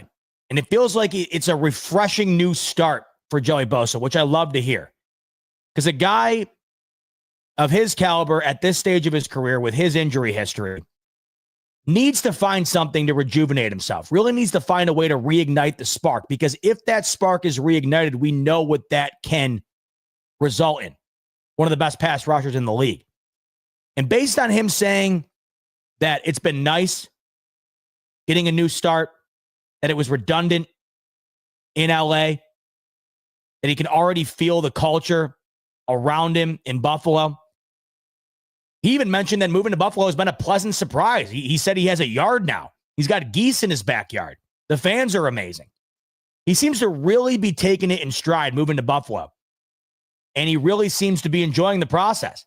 And I think a guy like him, with the capabilities in which he has, finding a rejuvenation, finding that spark could be massive in getting the most out of Joey Bosa. And it really seems like he is getting the most out of this new experience. Not only what he could bring to the Bills in terms of play, but what he's kind of getting out of this himself personally. Kind of a fresh start. And I think with that comes the ability to find again your A game. This could not be a better situation for Joey Bosa. And if he stays healthy, I really do think the Bills get the most out of him. When I was watching the interview, it's funny, with all these additions the Bills have made, and of course the spectacle that is Josh Allen, you can forget at times specific personnel on the Bills. Josh Allen is such a massive figure for Buffalo that sometimes you forget about anybody else but Josh Allen. Sometimes the Buffalo Bills just feel like Josh Allen. And that's a good thing, by the way. That means you got the guy. When your team feels like one guy, and when one guy feels like your team, that means you got the guy. You think of the Chiefs, yeah, you think of Travis Kelce. Yeah, you think of Andy Reid. You probably even think of Taylor Swift. But at the end of the day, you think of one guy, and that's Patrick Mahomes. And when you think about the Buffalo Bills, you think of one guy, Josh Allen. And when you think of Josh Allen, you think of one thing, the Buffalo Bills. So at times, you can forget about the nuances. You can forget about other guys that are a massive part of this team's success. And in watching Joey Bosa's press conference today, it kind of re-hit me. Joey Bosa is a Buffalo Bill. All the additions in the draft to the defensive side of the ball, especially on the D-line, Hoyt added to the team, Ogunjobi added to the team. It kind of gets lost in the shuffle that Joey Bosa has been a Buffalo Bill for a few months now. And sitting there watching him talk about moving to Buffalo, sitting there watching him embrace the move, be really excited about it, finding joy in being a Buffalo Bill and being in Buffalo, it's when it hit me again. Joey Bosa is a Buffalo Bill. And if Joey Bosa is healthy with this new start, with this rejuvenation, it could be something. It really could. All going to depend on his health. But he is a Bill. And I feel like it's forgotten about during this offseason. There's just so much going on. You know, Josh Allen comes off the MVP. The Bills, of course, fall just short in the AFC Championship game again. They have a massive defensive-oriented draft. A lot going on. And it kind of hits you when you're watching it in real time. Oh, yeah, Joey Bosa is a Buffalo Bill. And, oh, yeah, Joey Bosa is a pretty damn good football player when healthy. It kind of hit me again today. Man, you imagine if Joey Bosa gets back to form? You imagine Joey Bosa stays healthy? It could end up being what Von Miller wasn't. And we've oftentimes felt that that is exactly what the Buffalo Bills have been missing. Now, you got to get lucky, right? Joey Bosa even talked about it with his injury history. I mean, it's no secret to him. And he says he always feels good. And he's never expecting to get injured.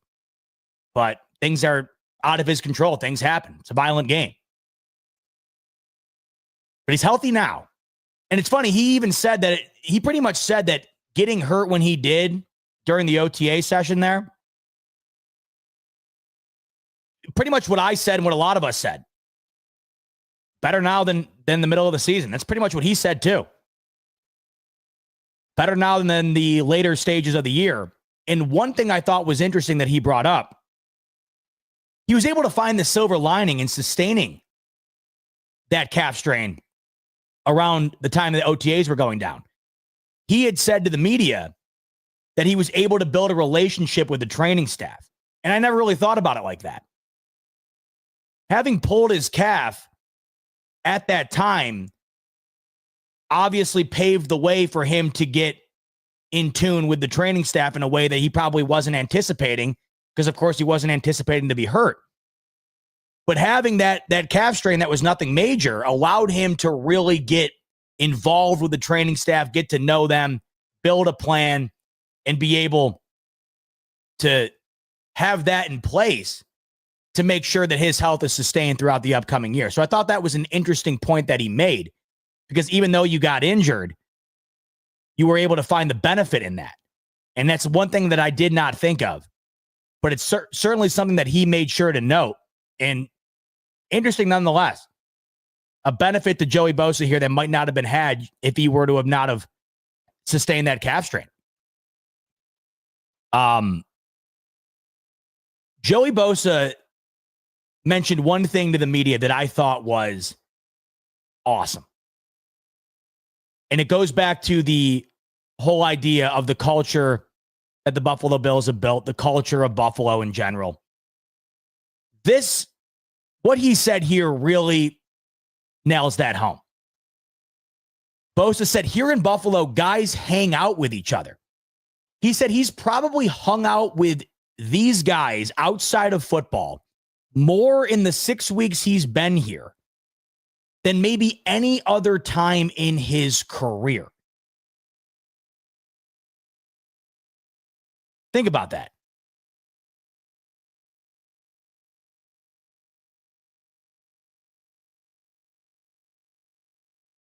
Joey Bosa's had a long career. He's not fresh out of college here. Joey Bosa's heading into his 10th season.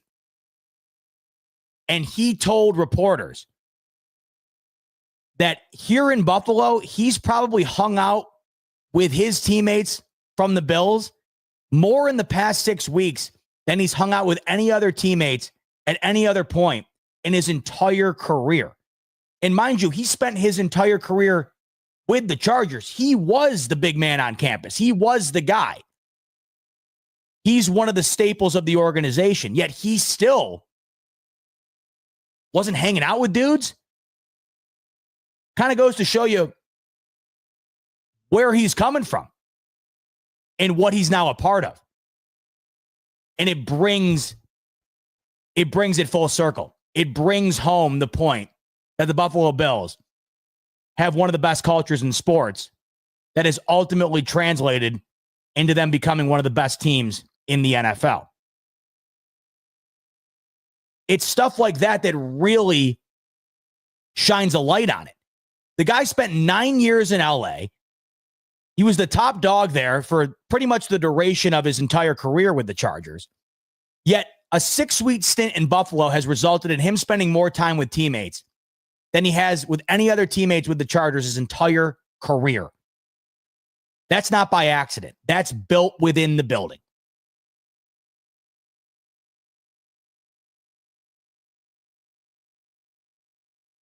I thought that really stood out, was really cool. And once again, I think it gives you an idea behind what Joey Bosa's mindset is this year. I really do feel like he's found a new version of himself. When you're talking about being happy that you have a yard with geese in the backyard, I mean, Joey Bosa made a point to express that he's finding joy in having a yard with geese in it. This is a guy who has found the cold side of the pillow here. And I think that that's going to translate into perhaps the best version of himself possible if he's able to stay healthy. But man, I thought that was a hell of a quote. Probably hung out with these guys outside of football more in the 6 weeks I've been here than maybe my entire career. You know, he's not heading into year 4 here. He's heading into year 10. And he was with the same team his whole career. How is that even possible? Well, then again, you understand it's possible because of the possibilities the Buffalo Bills have created for themselves. Once again, it goes back to what I was even talking about in reference to bringing training camp to St. John Fisher. It's just the little things. It's the little things that ultimately wind up culminating into the big thing. And you probably, if you watch the conferences today, if you watched those who met with the media today, you heard McDermott say it. You heard Josh Allen say it. Keeping the main thing the main thing. The main thing is that team itself. The main thing is those guys looking after one another, making sure they're all on the same page, have the same goals. And Joey Bosa even alluded to that. He said the message in the organization is very top down. Everyone's on the same page. We all want the same things. They know what they're doing. They have a plan. And if they follow that plan, we're probably going to win a lot of football games. The Chargers are a good team. They're not a great team. The Bills are a great team. And Joey Bosa is a great player. It's got to feel pretty electrifying being a part of this and realizing that what you were a part of was not this. All Joey Bosa knew was the LA Chargers. There would be no reason for him to know the inner workings of any other organization. He's not been a part of another organization. And in this brief stint in which he's been a part of the Buffalo Bills, you can already tell the impact it's had on him. And you can already tell how much the culture of the Buffalo Bills has been visible to him and how much it differs from where he's coming from in LA.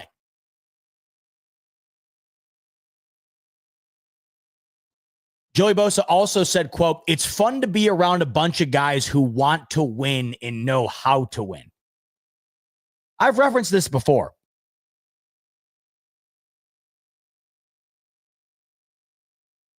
Hard to believe because in the NFL, there's one thing that matters: winning.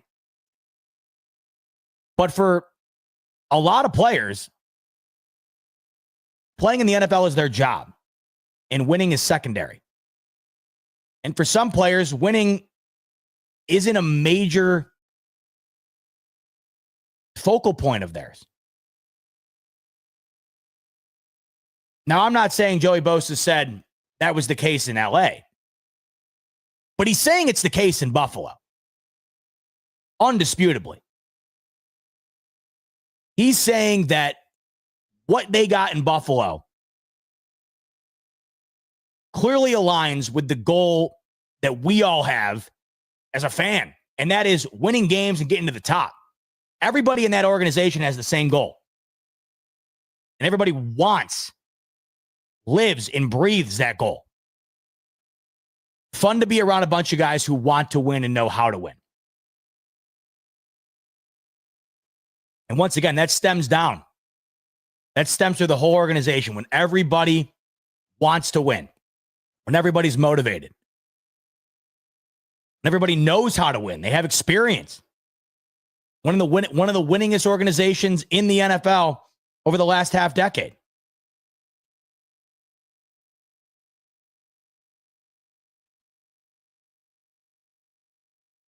It's got to be pretty cool for Joey Bosa to come and be a part of that.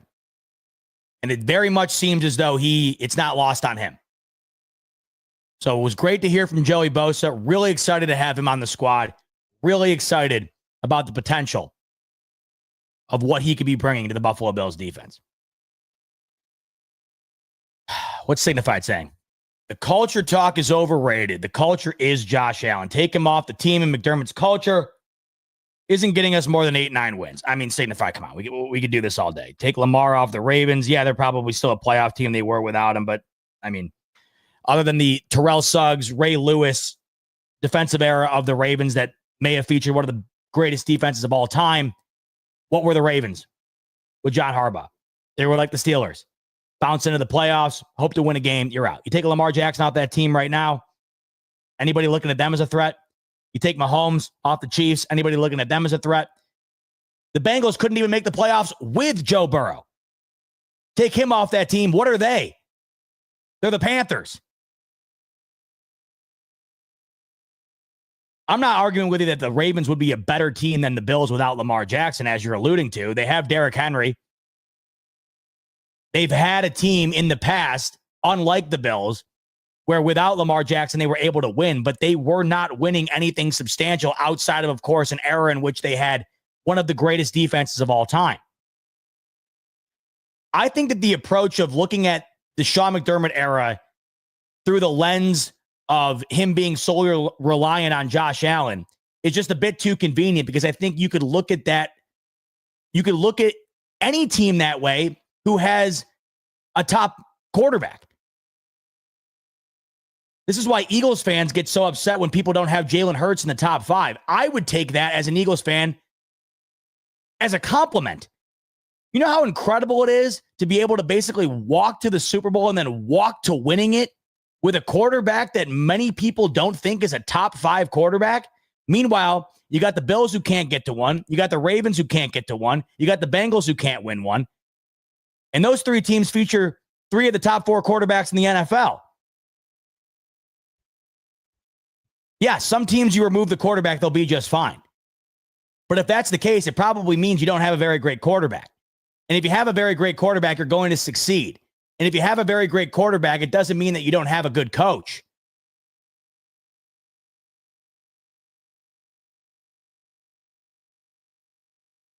Look at Sam Darnold. Drafted to the Jets, seeing ghosts. Gone. Goes to Kevin O'Connell. That wins 14 games. Baker Mayfield, drafted by the Browns. They've been trying to land a quarterback since the day I was born. Still couldn't do it. Draft Baker Mayfield, goes to hell. Finds himself in Tampa Bay. They just win the division every year. The culture matters. You can't tell me Darnold going from the Jets to the Vikings didn't play a factor in him having a great season. You can't tell me Baker Mayfield going from the Browns to the Bucs didn't result in him becoming a fringe top 10 quarterback. I mean, this stuff matters. And back to the Lamar point, the Ravens have built their team around Lamar. You could argue that if the Jets had drafted Lamar, or the Browns had drafted Lamar, and they misutilized him, Lamar Jackson fell to the 32nd overall pick in the draft. Even the Ravens skipped over him in the first round. There was plenty of hesitance surrounding the idea of Lamar Jackson being a suitable QB1. And I think you could argue that about any of these guys. If Joe Burrow were to have gone to the Browns, Lamar goes to the Jets, Josh Allen goes to the Giants. They take him over Saquon.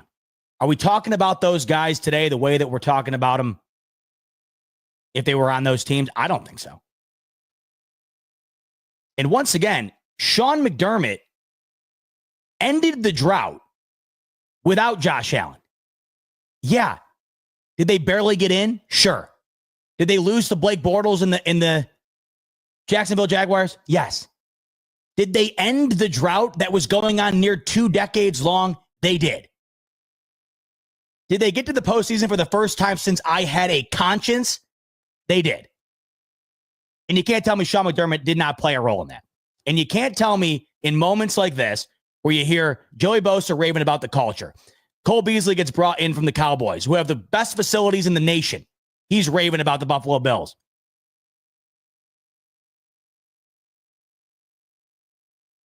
You got guys coming in that continuously confirm what has been built in Buffalo. And is Josh Allen a massive part of that? Of course he is.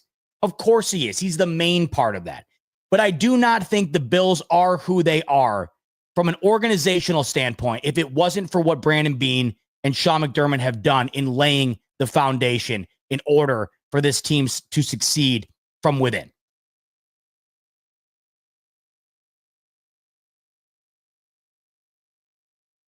Signified.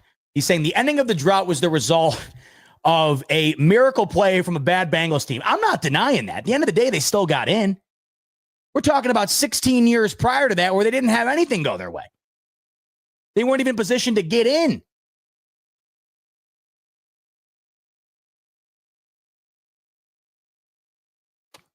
Hillslayer saying, culture is a narrative put in place to help explain the success of the Bills. When we weren't winning, we had a losing culture,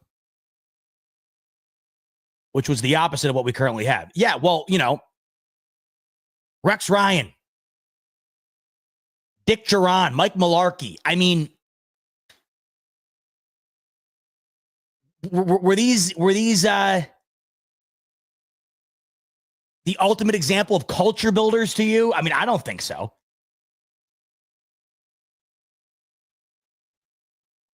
I think a lot of people have a lot of respect for Sean McDermott within that building.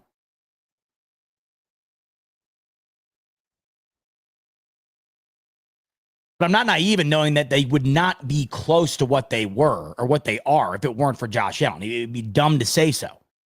But I think you can say that about any team. Would the Patriots have been the Patriots solely with Bill Belichick if it weren't for Tom Brady?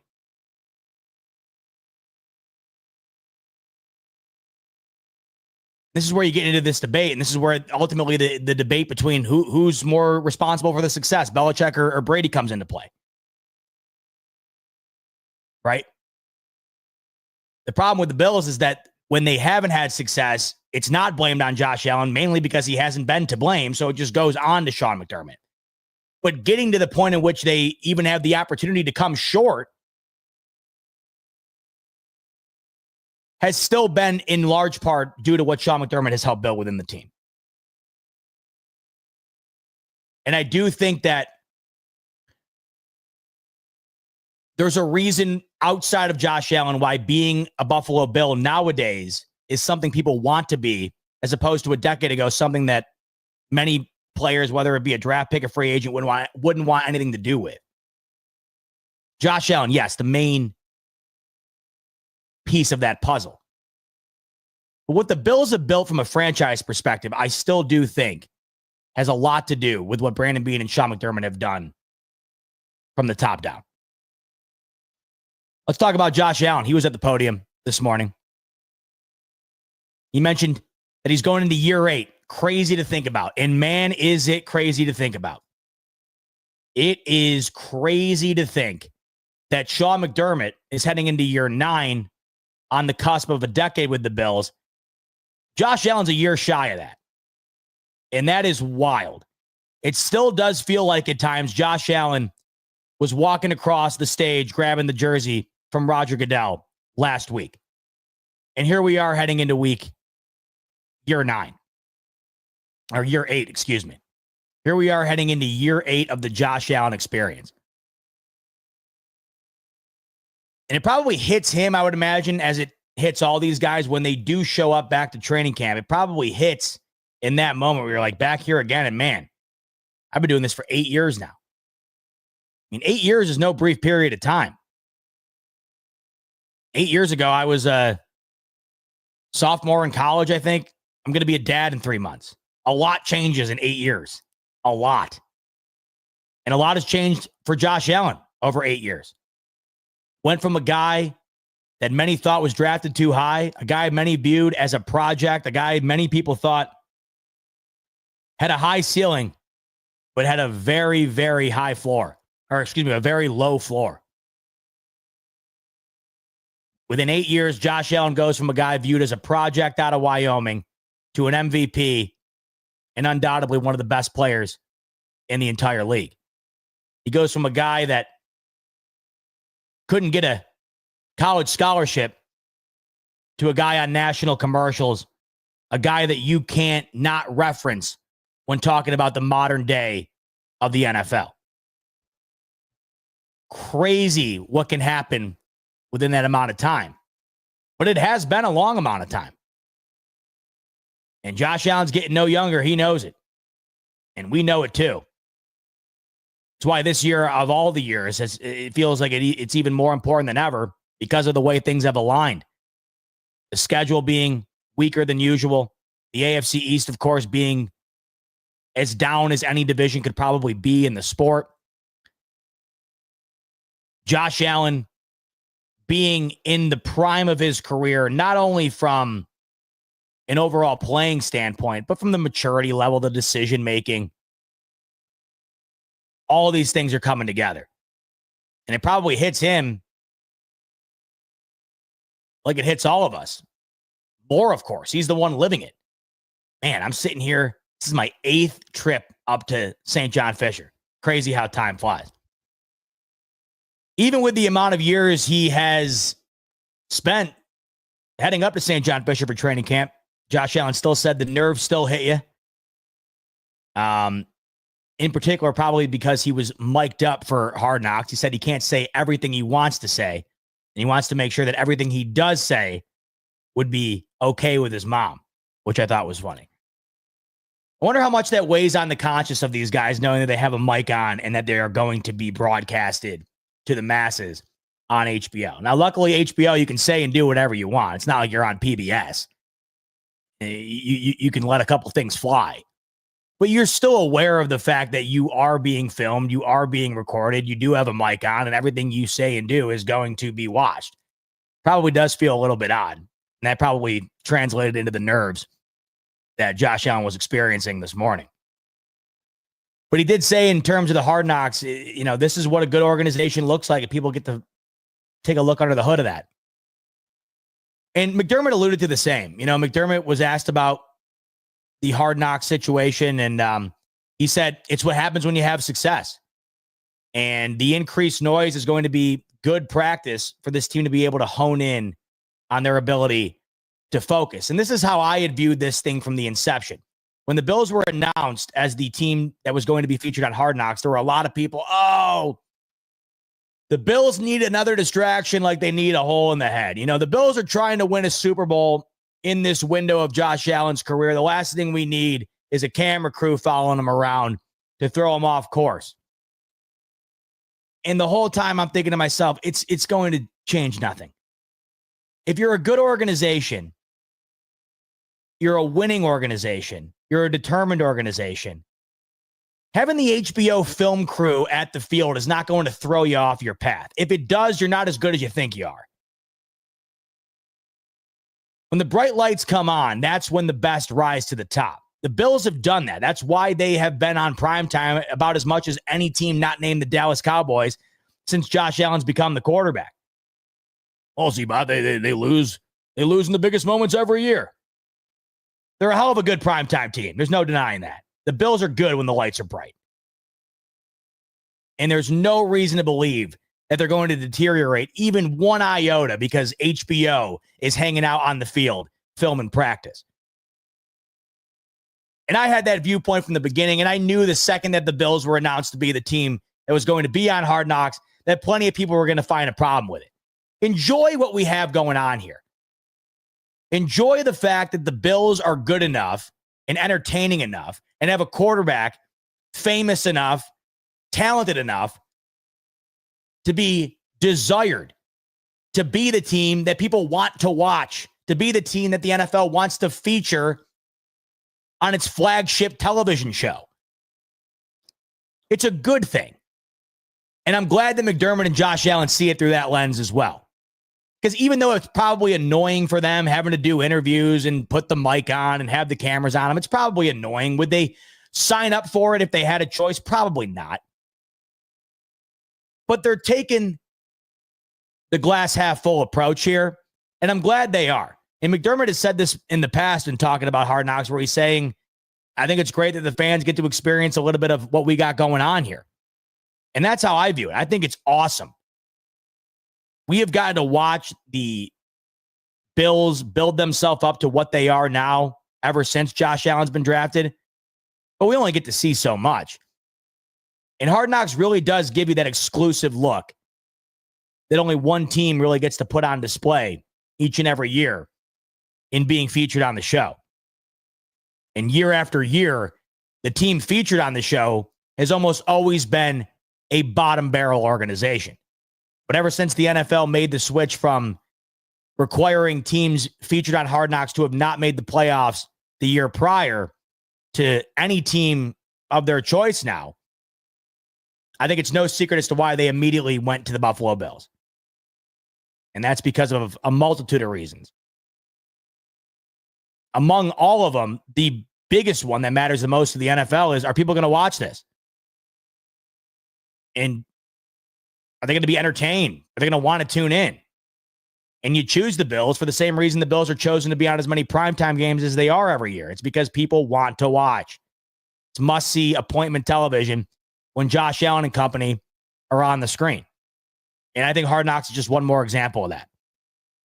And McDermott said that, he's excited for the fans to see what they have, kind of show them that McDermott had said that we get to see that what they do on Sundays is also what they do Monday through Saturday, which I thought was a really good way to put it. And then Josh Allen said, this is what a good organization looks like. People are going to be able to see it. So Josh Allen said, you don't make the playoffs if you can't win, flipped it up here. You don't win the Super Bowl if you can't make the playoffs. I don't know about you guys, but I've often found myself thinking about the Bills finding ways to pick themselves back up after years and years of devastating finishes. How hard is it to go from losing the 13-second game or being an inch shy on a QB sneak from potentially going down and having a game-winning drive? How hard is it to go from that to having to start all the way back at the bottom of the mountain? You were this close to getting to the summit of the mountain. You didn't reach it. Now you have to go all the way back down to try and get back to the top.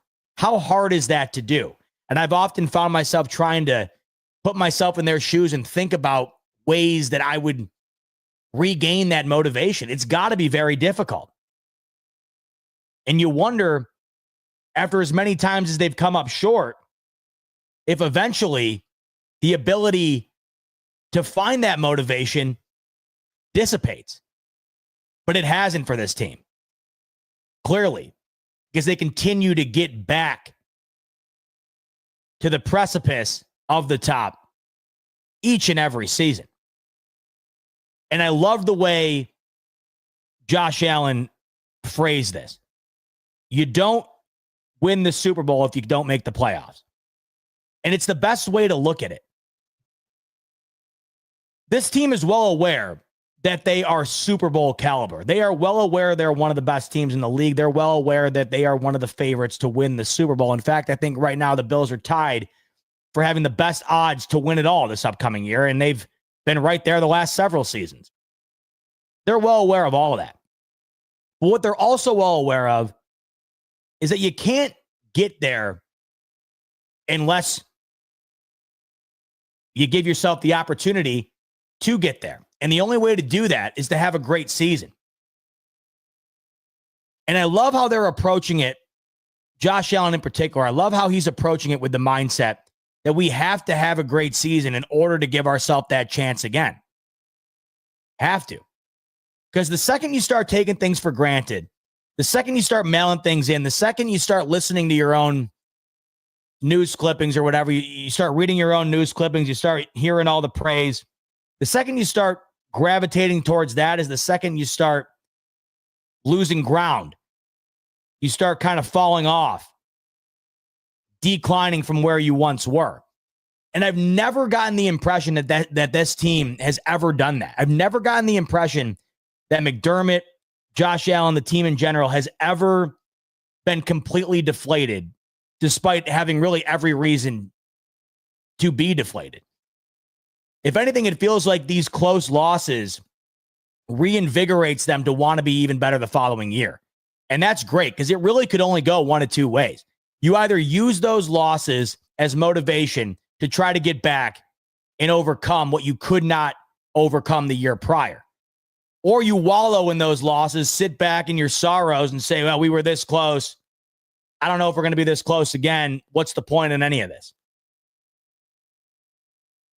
Now, obviously, having not been to the Super Bowl, having not won the Super Bowl, continuing to try and obtain that goal has to be the ultimate motivator.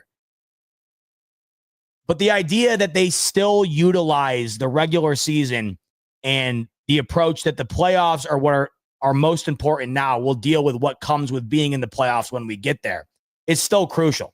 Because I think the second you start to overlook that, you look at the Bengals, you go into last year, you got Joe Burrow, you got Jamar Chase, T. Higgins. That offense, in their mind, they're thinking playoffs are on lock. But you go out week one, you lose to a Patriots team that nobody saw you losing to. You lose on a Hail Mary to Jaden Daniels. You drop a couple of games you could never have fathomed when you look at the season schedule before it kicks off. All of a sudden, you're sitting at home in January. This league comes at you quick. You have to take it 1 week at a time. Josh Allen's been a master at that, and he reemphasized that today when speaking to the media. It's one day at a time, and you can't get to the Super Bowl unless you get to the playoffs. That's priority number one, and what they're building starting today is going to be laying the groundwork for them not only getting to the playoffs, but then, of course, trying to get to that Super Bowl. He was asked about Elijah Moore and Josh Palmer, and what Josh Allen said about these two receivers kind of confirmed what we've been hearing about them and sort of our expectations for these two veteran receivers. When asked about Elijah Moore, Josh Allen said, he's so sudden out of his cuts, can play inside and outside, and has a lot of versatility. Everything we've been hearing about Elijah Moore has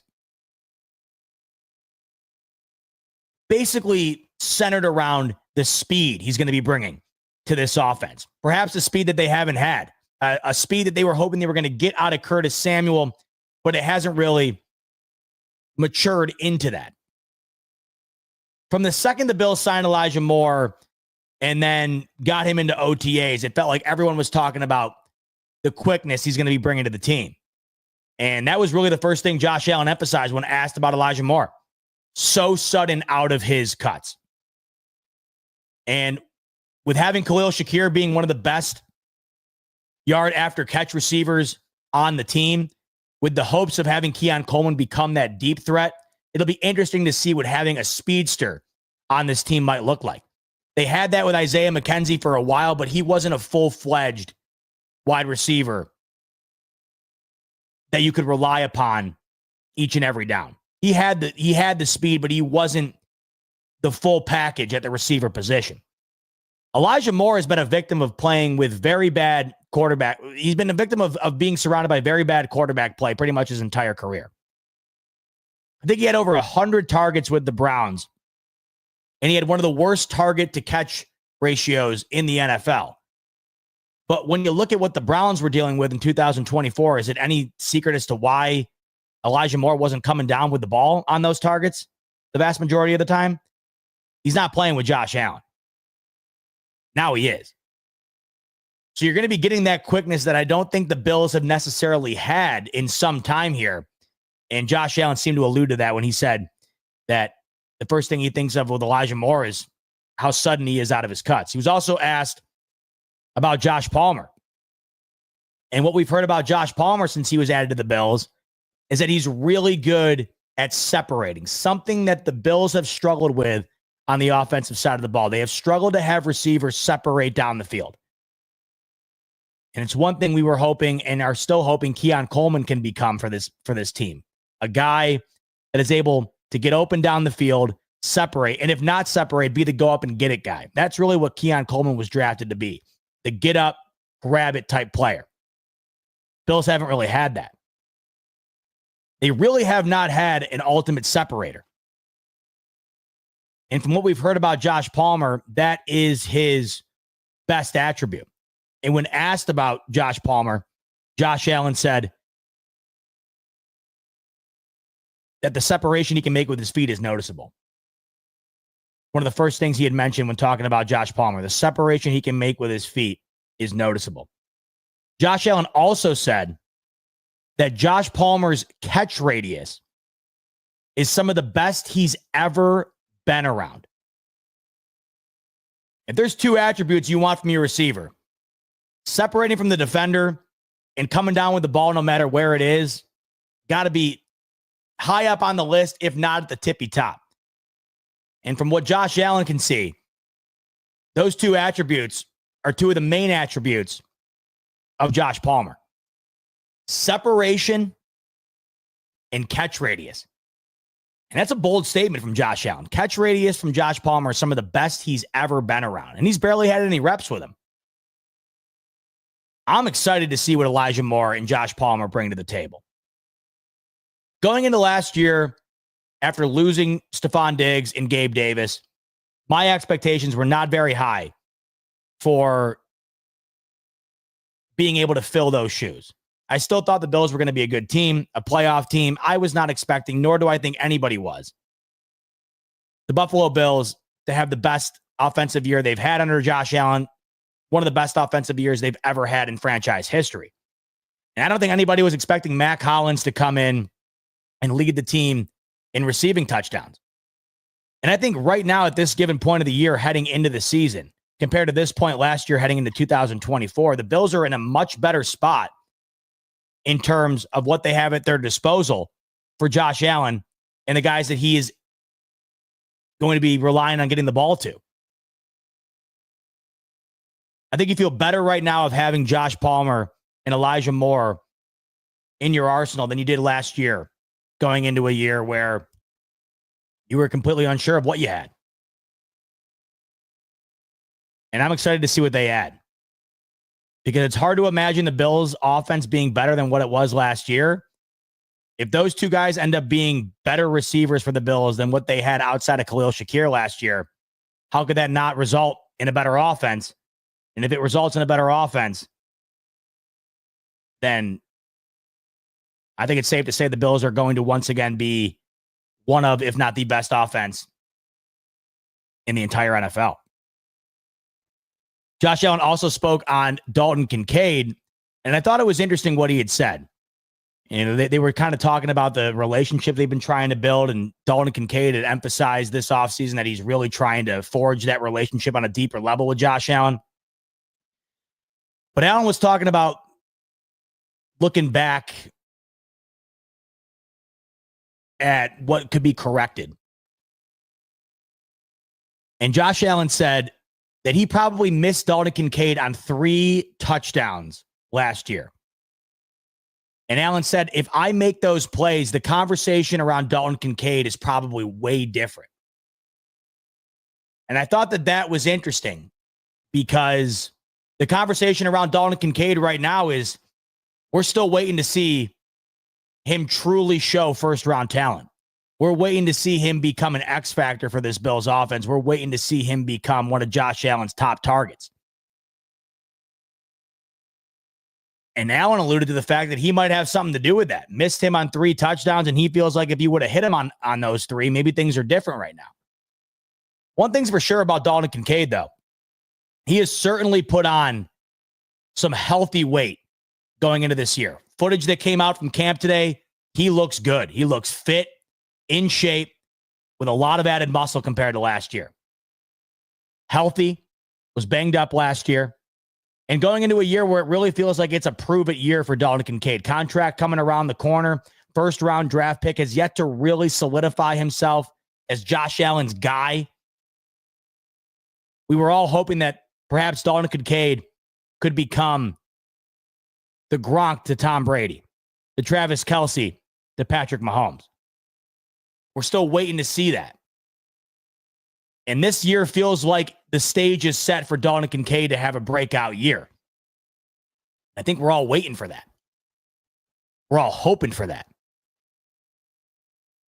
And Josh Allen took some accountability behind the idea that Kincaid hasn't become what we were hoping he would be up until now.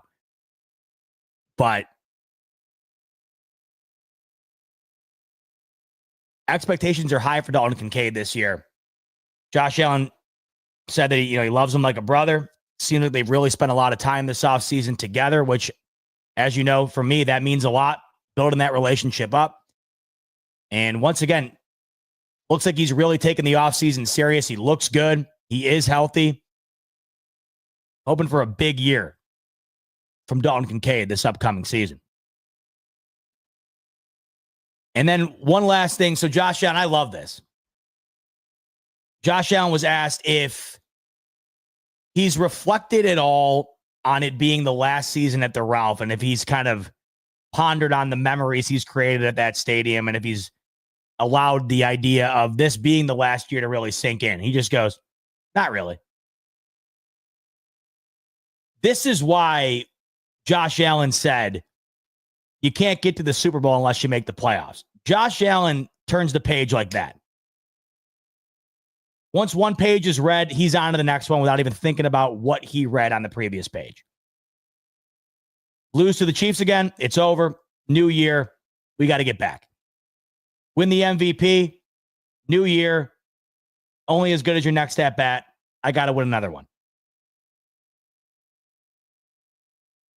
You've completely resurrected this franchise within the confines of Ralph Wilson Stadium. You have completely resurrected who the Buffalo Bills are within the walls of Ralph Wilson Stadium. Have you reflected at all on the memories that you've made within it? Not really. I love that. Leave it to guys like me to sit here and get sentimental about stuff like that. Leave it to us to be the people that sit around and say, man, you remember when we did this in the Ralph? Remember when this happened in the Ralph? Man, remember this moment, that moment? Leave it to us, the fans, to do that. Josh Allen's got bigger fish to fry. And it's pretty much exactly what he said. Not really. I love the honesty there. Could he sit there and be like, yeah, it's been great. I sit around all the time and think about what we've done there. And I got to imagine in Josh Allen's mind, he's thinking, we've had some great moments at the Ralph, but we haven't won one yet. We haven't gotten to the Super Bowl. We haven't won a championship yet. Sure, we got great memories in the Ralph, but we haven't achieved our ultimate goal. I can't sit around and focus on what I've done at that stadium. And it's not like he's even being asked. It's not like he's being asked if he sits around all day and thinks about what he's accomplished and what he's been able to pull off within that stadium. He's basically just asked if he's given it any thought. And I just think the idea behind him not giving it any thought at all just kind of shows you exactly where his mentality's at. He's on to the next thing. He's on to the next at-bat. He's on to the next crack at trying to get to the top. So that's what we heard from the podium today. Sean McDermott, Joey Bosa, and Josh Allen. Let's talk a little bit about what we saw out on the field. Let's talk about Maxwell Hairston. Of course, the Bills' first-round draft pick this past draft and expected to be the face of the Buffalo Bills defense for the foreseeable future here, shore up that defensive backfield and become the corner that this team has been noticeably missing for some time here. The one thing that you think of when you think of Maxwell Hairston is speed. He was the fastest player in the entire NFL draft, posted the fastest 40-yard dash time at the combine, and he wasted no time in training camp displaying that quickness. There was a clip that came out from training camp, and if you watch the clip, KJ Hamler is the receiver on the play.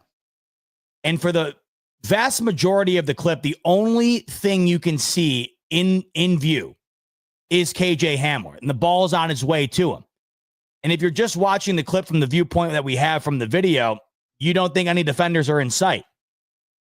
All of a sudden, out of absolutely nowhere, right when the ball is about to approach KJ Hamler, here comes Maxwell Hairston, like his hair's on fire, out of nowhere, breaks into the frame, breaks up the pass. So even though he was beat on the route, even though he had his man left open, the quickness that he possesses is so fierce that he was able to regain ground on his receiver and make a play on the ball.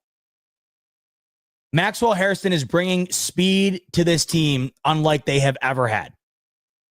This defense in particular. He is bringing a whole other level of quickness, a whole new element to this defense that they have not had. And even though it's just one play and it's one practice, you saw it on full display already. What that quickness can result in. The ability to make a play on the ball when it felt like no play was available to be made. It's going to take some time, of course, for him to adjust to NFL style play, NFL caliber receivers. And there will be moments this upcoming year where he gets beat on a play for sure. There'll be moments where he gets scored on for sure. But knowing he's bringing an attribute to the table that is unlike any other attribute, not only that the Bills have had, but it's unlike any other attribute anybody else in the draft had. It's pretty exciting stuff. And he's just trying to get his feet underneath of him right now. He's just trying to get his bearings with this team in this defense. And right off the bat, makes a play that fully encompasses what he's bringing to the table, and that's blazing speed. It's on the Bills' Twitter account. You can go watch it. Comes out of nowhere, breaks up the pass. And from those who had the boots on the ground today, reporting from Bills camp, many had said that of all the plays made today, Maxwell Hairston had probably the play that stood out the most, the biggest splash play of the day. And if there's one guy you want to hear having the biggest splash play of the entire practice, it's the guy you just spent your first round draft pick on. It's the guy that you expect to have your defense centered around for the foreseeable future. Jay Song saying that was the last play of practice too. I didn't even know that. Even better. Leaving a lasting impression. I love it.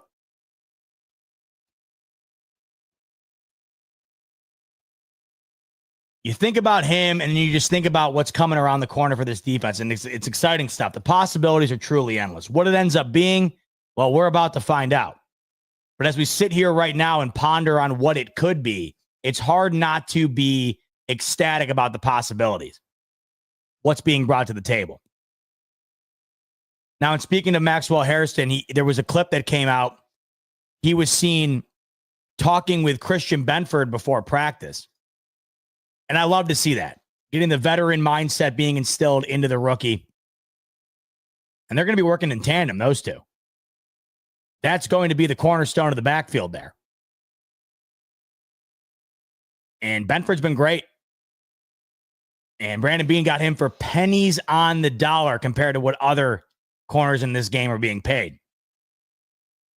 Now you add Maxwell Hairston into the mix. It's good to see those two, in lockstep before practice, having conversations, spending time with one another, having Christian Benford instill knowledge, confidence into the first-year player. Those two are going to be like yin and yang. Defense is going to be heavily reliant on their ability to be able to shore up this backfield. And that's probably one of the more exciting elements about going into this upcoming season is the potential for improvement in the main sectors of the defense. Up front on the D-line, and of course in the secondary. You like what you see from Taylor Rapp. You like what you see from Christian Benford. Now you add the idea of Maxwell Hairston and Cole Bishop being put into the fold and their potential and how good they can potentially be.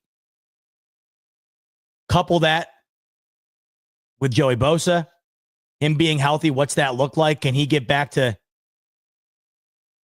A+ form? Can TJ Sanders, Deion Walker, Landon Jackson, can they step up to the plate? Can they be exactly who the Bills drafted them to be?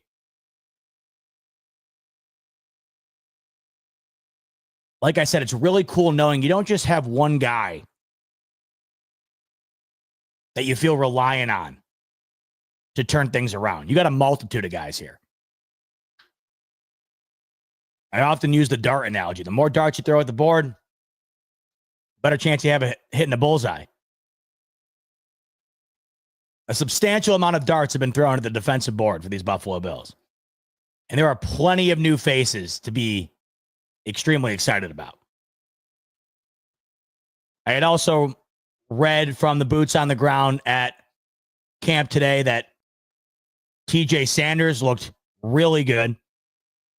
It's good to hear of the young guy. I mean, you know what you're already getting. If you hear Josh Allen is throwing touchdowns all over the field, or he throws a million picks, you don't care. You know what you're going to get from Josh Allen. You know, you hear Deion Dawkins is throwing guys on the ground. Yeah. Spencer Brown's annihilating guys. Sure. But when you're hearing positive stuff about the rookies right off the bat, that's what you want to be hearing. That's what you're looking forward to. Because then it helps build up that, not only that excitement you already have, but it helps build up the confidence you have in that excitement coming to fruition, being exactly what you hope it could be.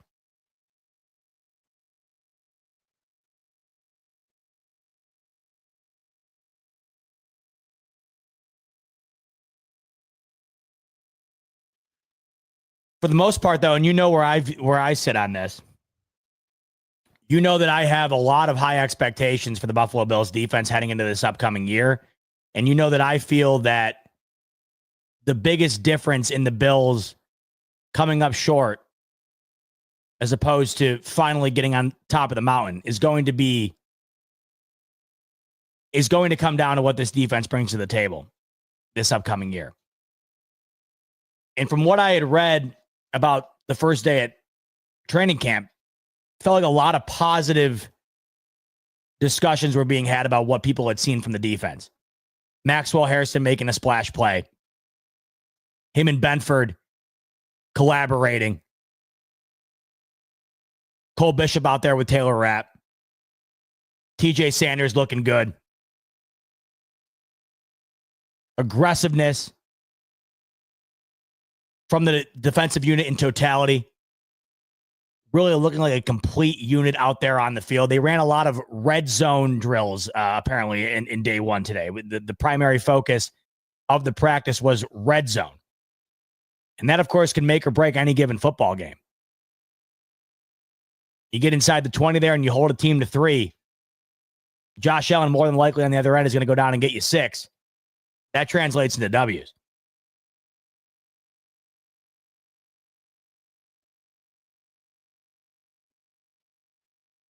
That's going to be my primary focus throughout the duration of this training camp, keeping an eye on what people have to say about the defense and how that progresses, keeping an eye on not only the unit as a whole, but the new faces. How's Joey Bosa being incorporated? What's Maxwell Hairston look like? What's TJ Sanders look like? Deion Walker, Landon Jackson, what do they look like? How is that all coming together? Once again, we know what the Buffalo Bills possess on offense. If Josh Allen's healthy and Josh Allen's on the field, that's going to be a top 5 offense.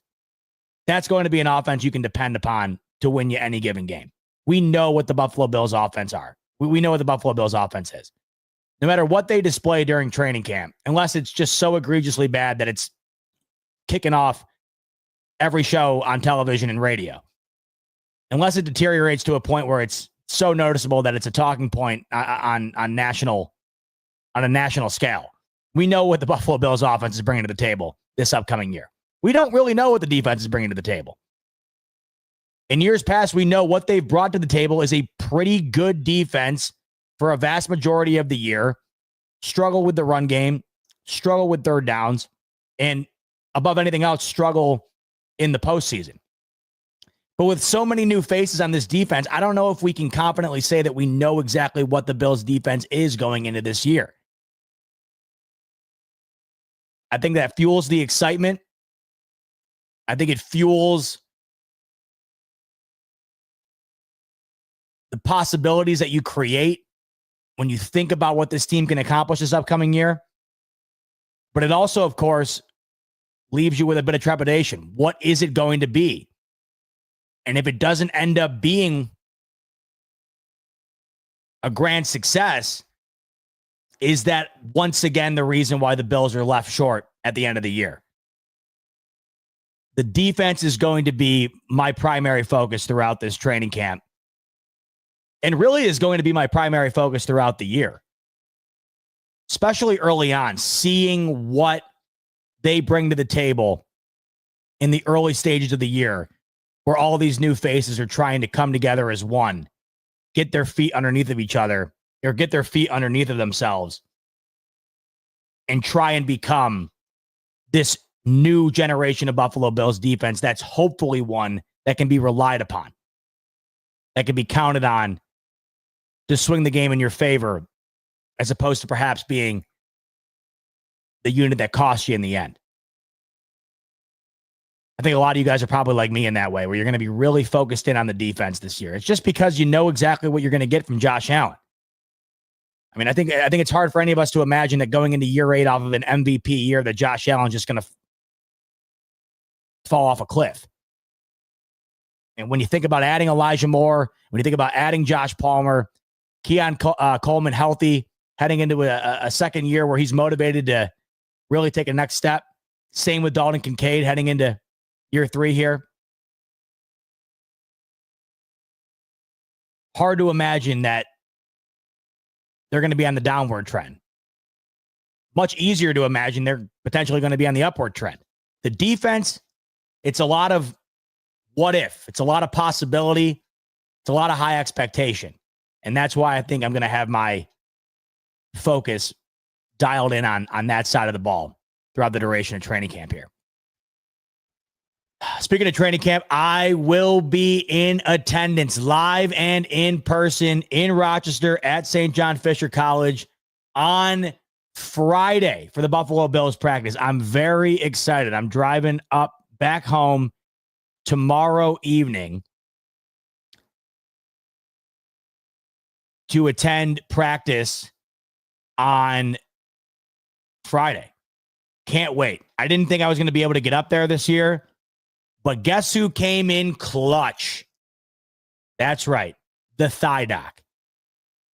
Thigh Doc hits me up. He said, hey, I got some extra tickets. What are your thoughts on hitting up the camp on Friday? I said, man, I don't know if I'm going to be able to get all the way up there. Stars aligned, and I'm pulling it off. So practice Friday, 9:45 a.m. at St. John Fisher College. I will be there, and I can't wait. I'll be live tweeting the whole time, sending out what I'm seeing from camp, giving you my thoughts as to what I'm witnessing in person. And then when I get back home from camp, I'll be doing a live smoke break to recap what I saw at practice. I love doing that because on episodes like tonight, and really throughout the duration of the entire camp, you're reliant on talking about things that you see from a third party. You're relying on talking about the anecdotes and the moments witnessed by people who are actually there. Being there is great because you can talk about what you saw yourself.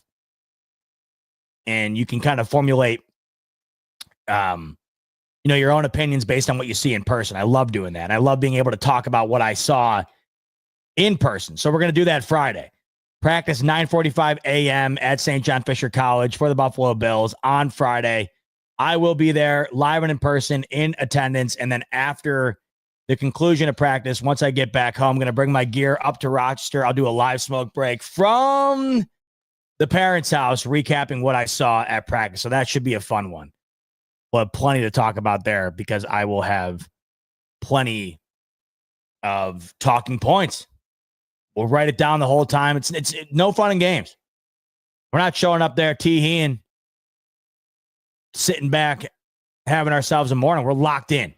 Going to get the notes app out, a little bit of this, a little bit of that, formulate the talking points, and throwing them your way Friday afternoon on the Buffalo Fanatics YouTube channel. Bills are back in action for training camp day 2 tomorrow, 9:45 a.m. Eastern on Thursday for their second practice. And then, as I mentioned, they have practice Friday.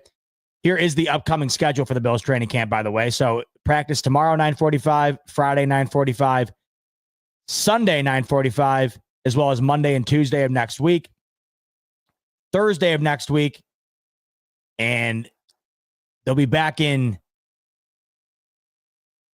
full game mode, I guess, Friday, August 1st, a week from this Friday, for the annual blue and red game at Ralph Wilson Stadium. Then they have 3 more practices at St. John Fisher College on August 3rd, 6th, and 7th. And then, folks, I mean, just like that, boom, first preseason game of the year, Saturday, August 9th at the Ralph, 1 p.m. in the afternoon. So if you're looking at it in terms of practices, even though the Bills just started training camp today, there's only 9 more practices that separate us from now and preseason football that feature our Buffalo Bills. 2 weeks from Saturday, the best way to put it, 2 weeks from Saturday, the Bills will be back in preseason action. Crazy, man. We made it. We're not there yet, but we made it. It's kind of like when you're on a long road trip, hours long, and you look down at the GPS and it shows you only got 25 minutes left. You're not there yet, but you made it. You're in the home stretch.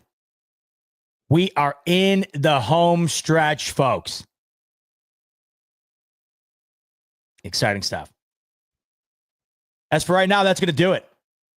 Man, oh man, 2 hours and 20 minutes in the books. Late on a Wednesday night. Kick things off at 10:30. Shutting things down at 1 a.m. You guys are rock stars. To everybody who was here through the full duration of the episode, you guys are nuts. I love every single one of you. Late on a Wednesday night, and it doesn't matter. Rocking with me till 1 a.m. into the wee morning hours of Thursday. You guys are killer.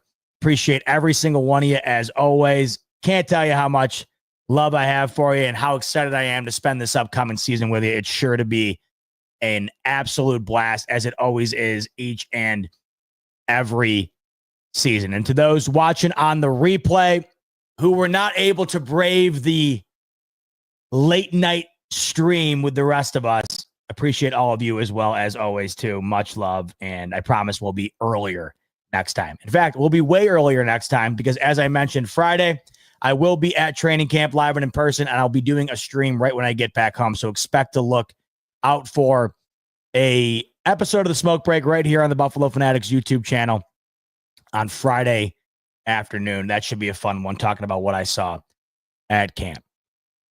All right, that's going to do it. 2:20 in the books, late on a Wednesday. Nearly 1,000 of you in here this late. That's crazy. Unbelievable. I didn't even know 1,000 people stayed up this late. I thought it was just me. So glad I have some company in that regard. I'm going to try to go and get some sleep now. And I hope you guys all do too. All right.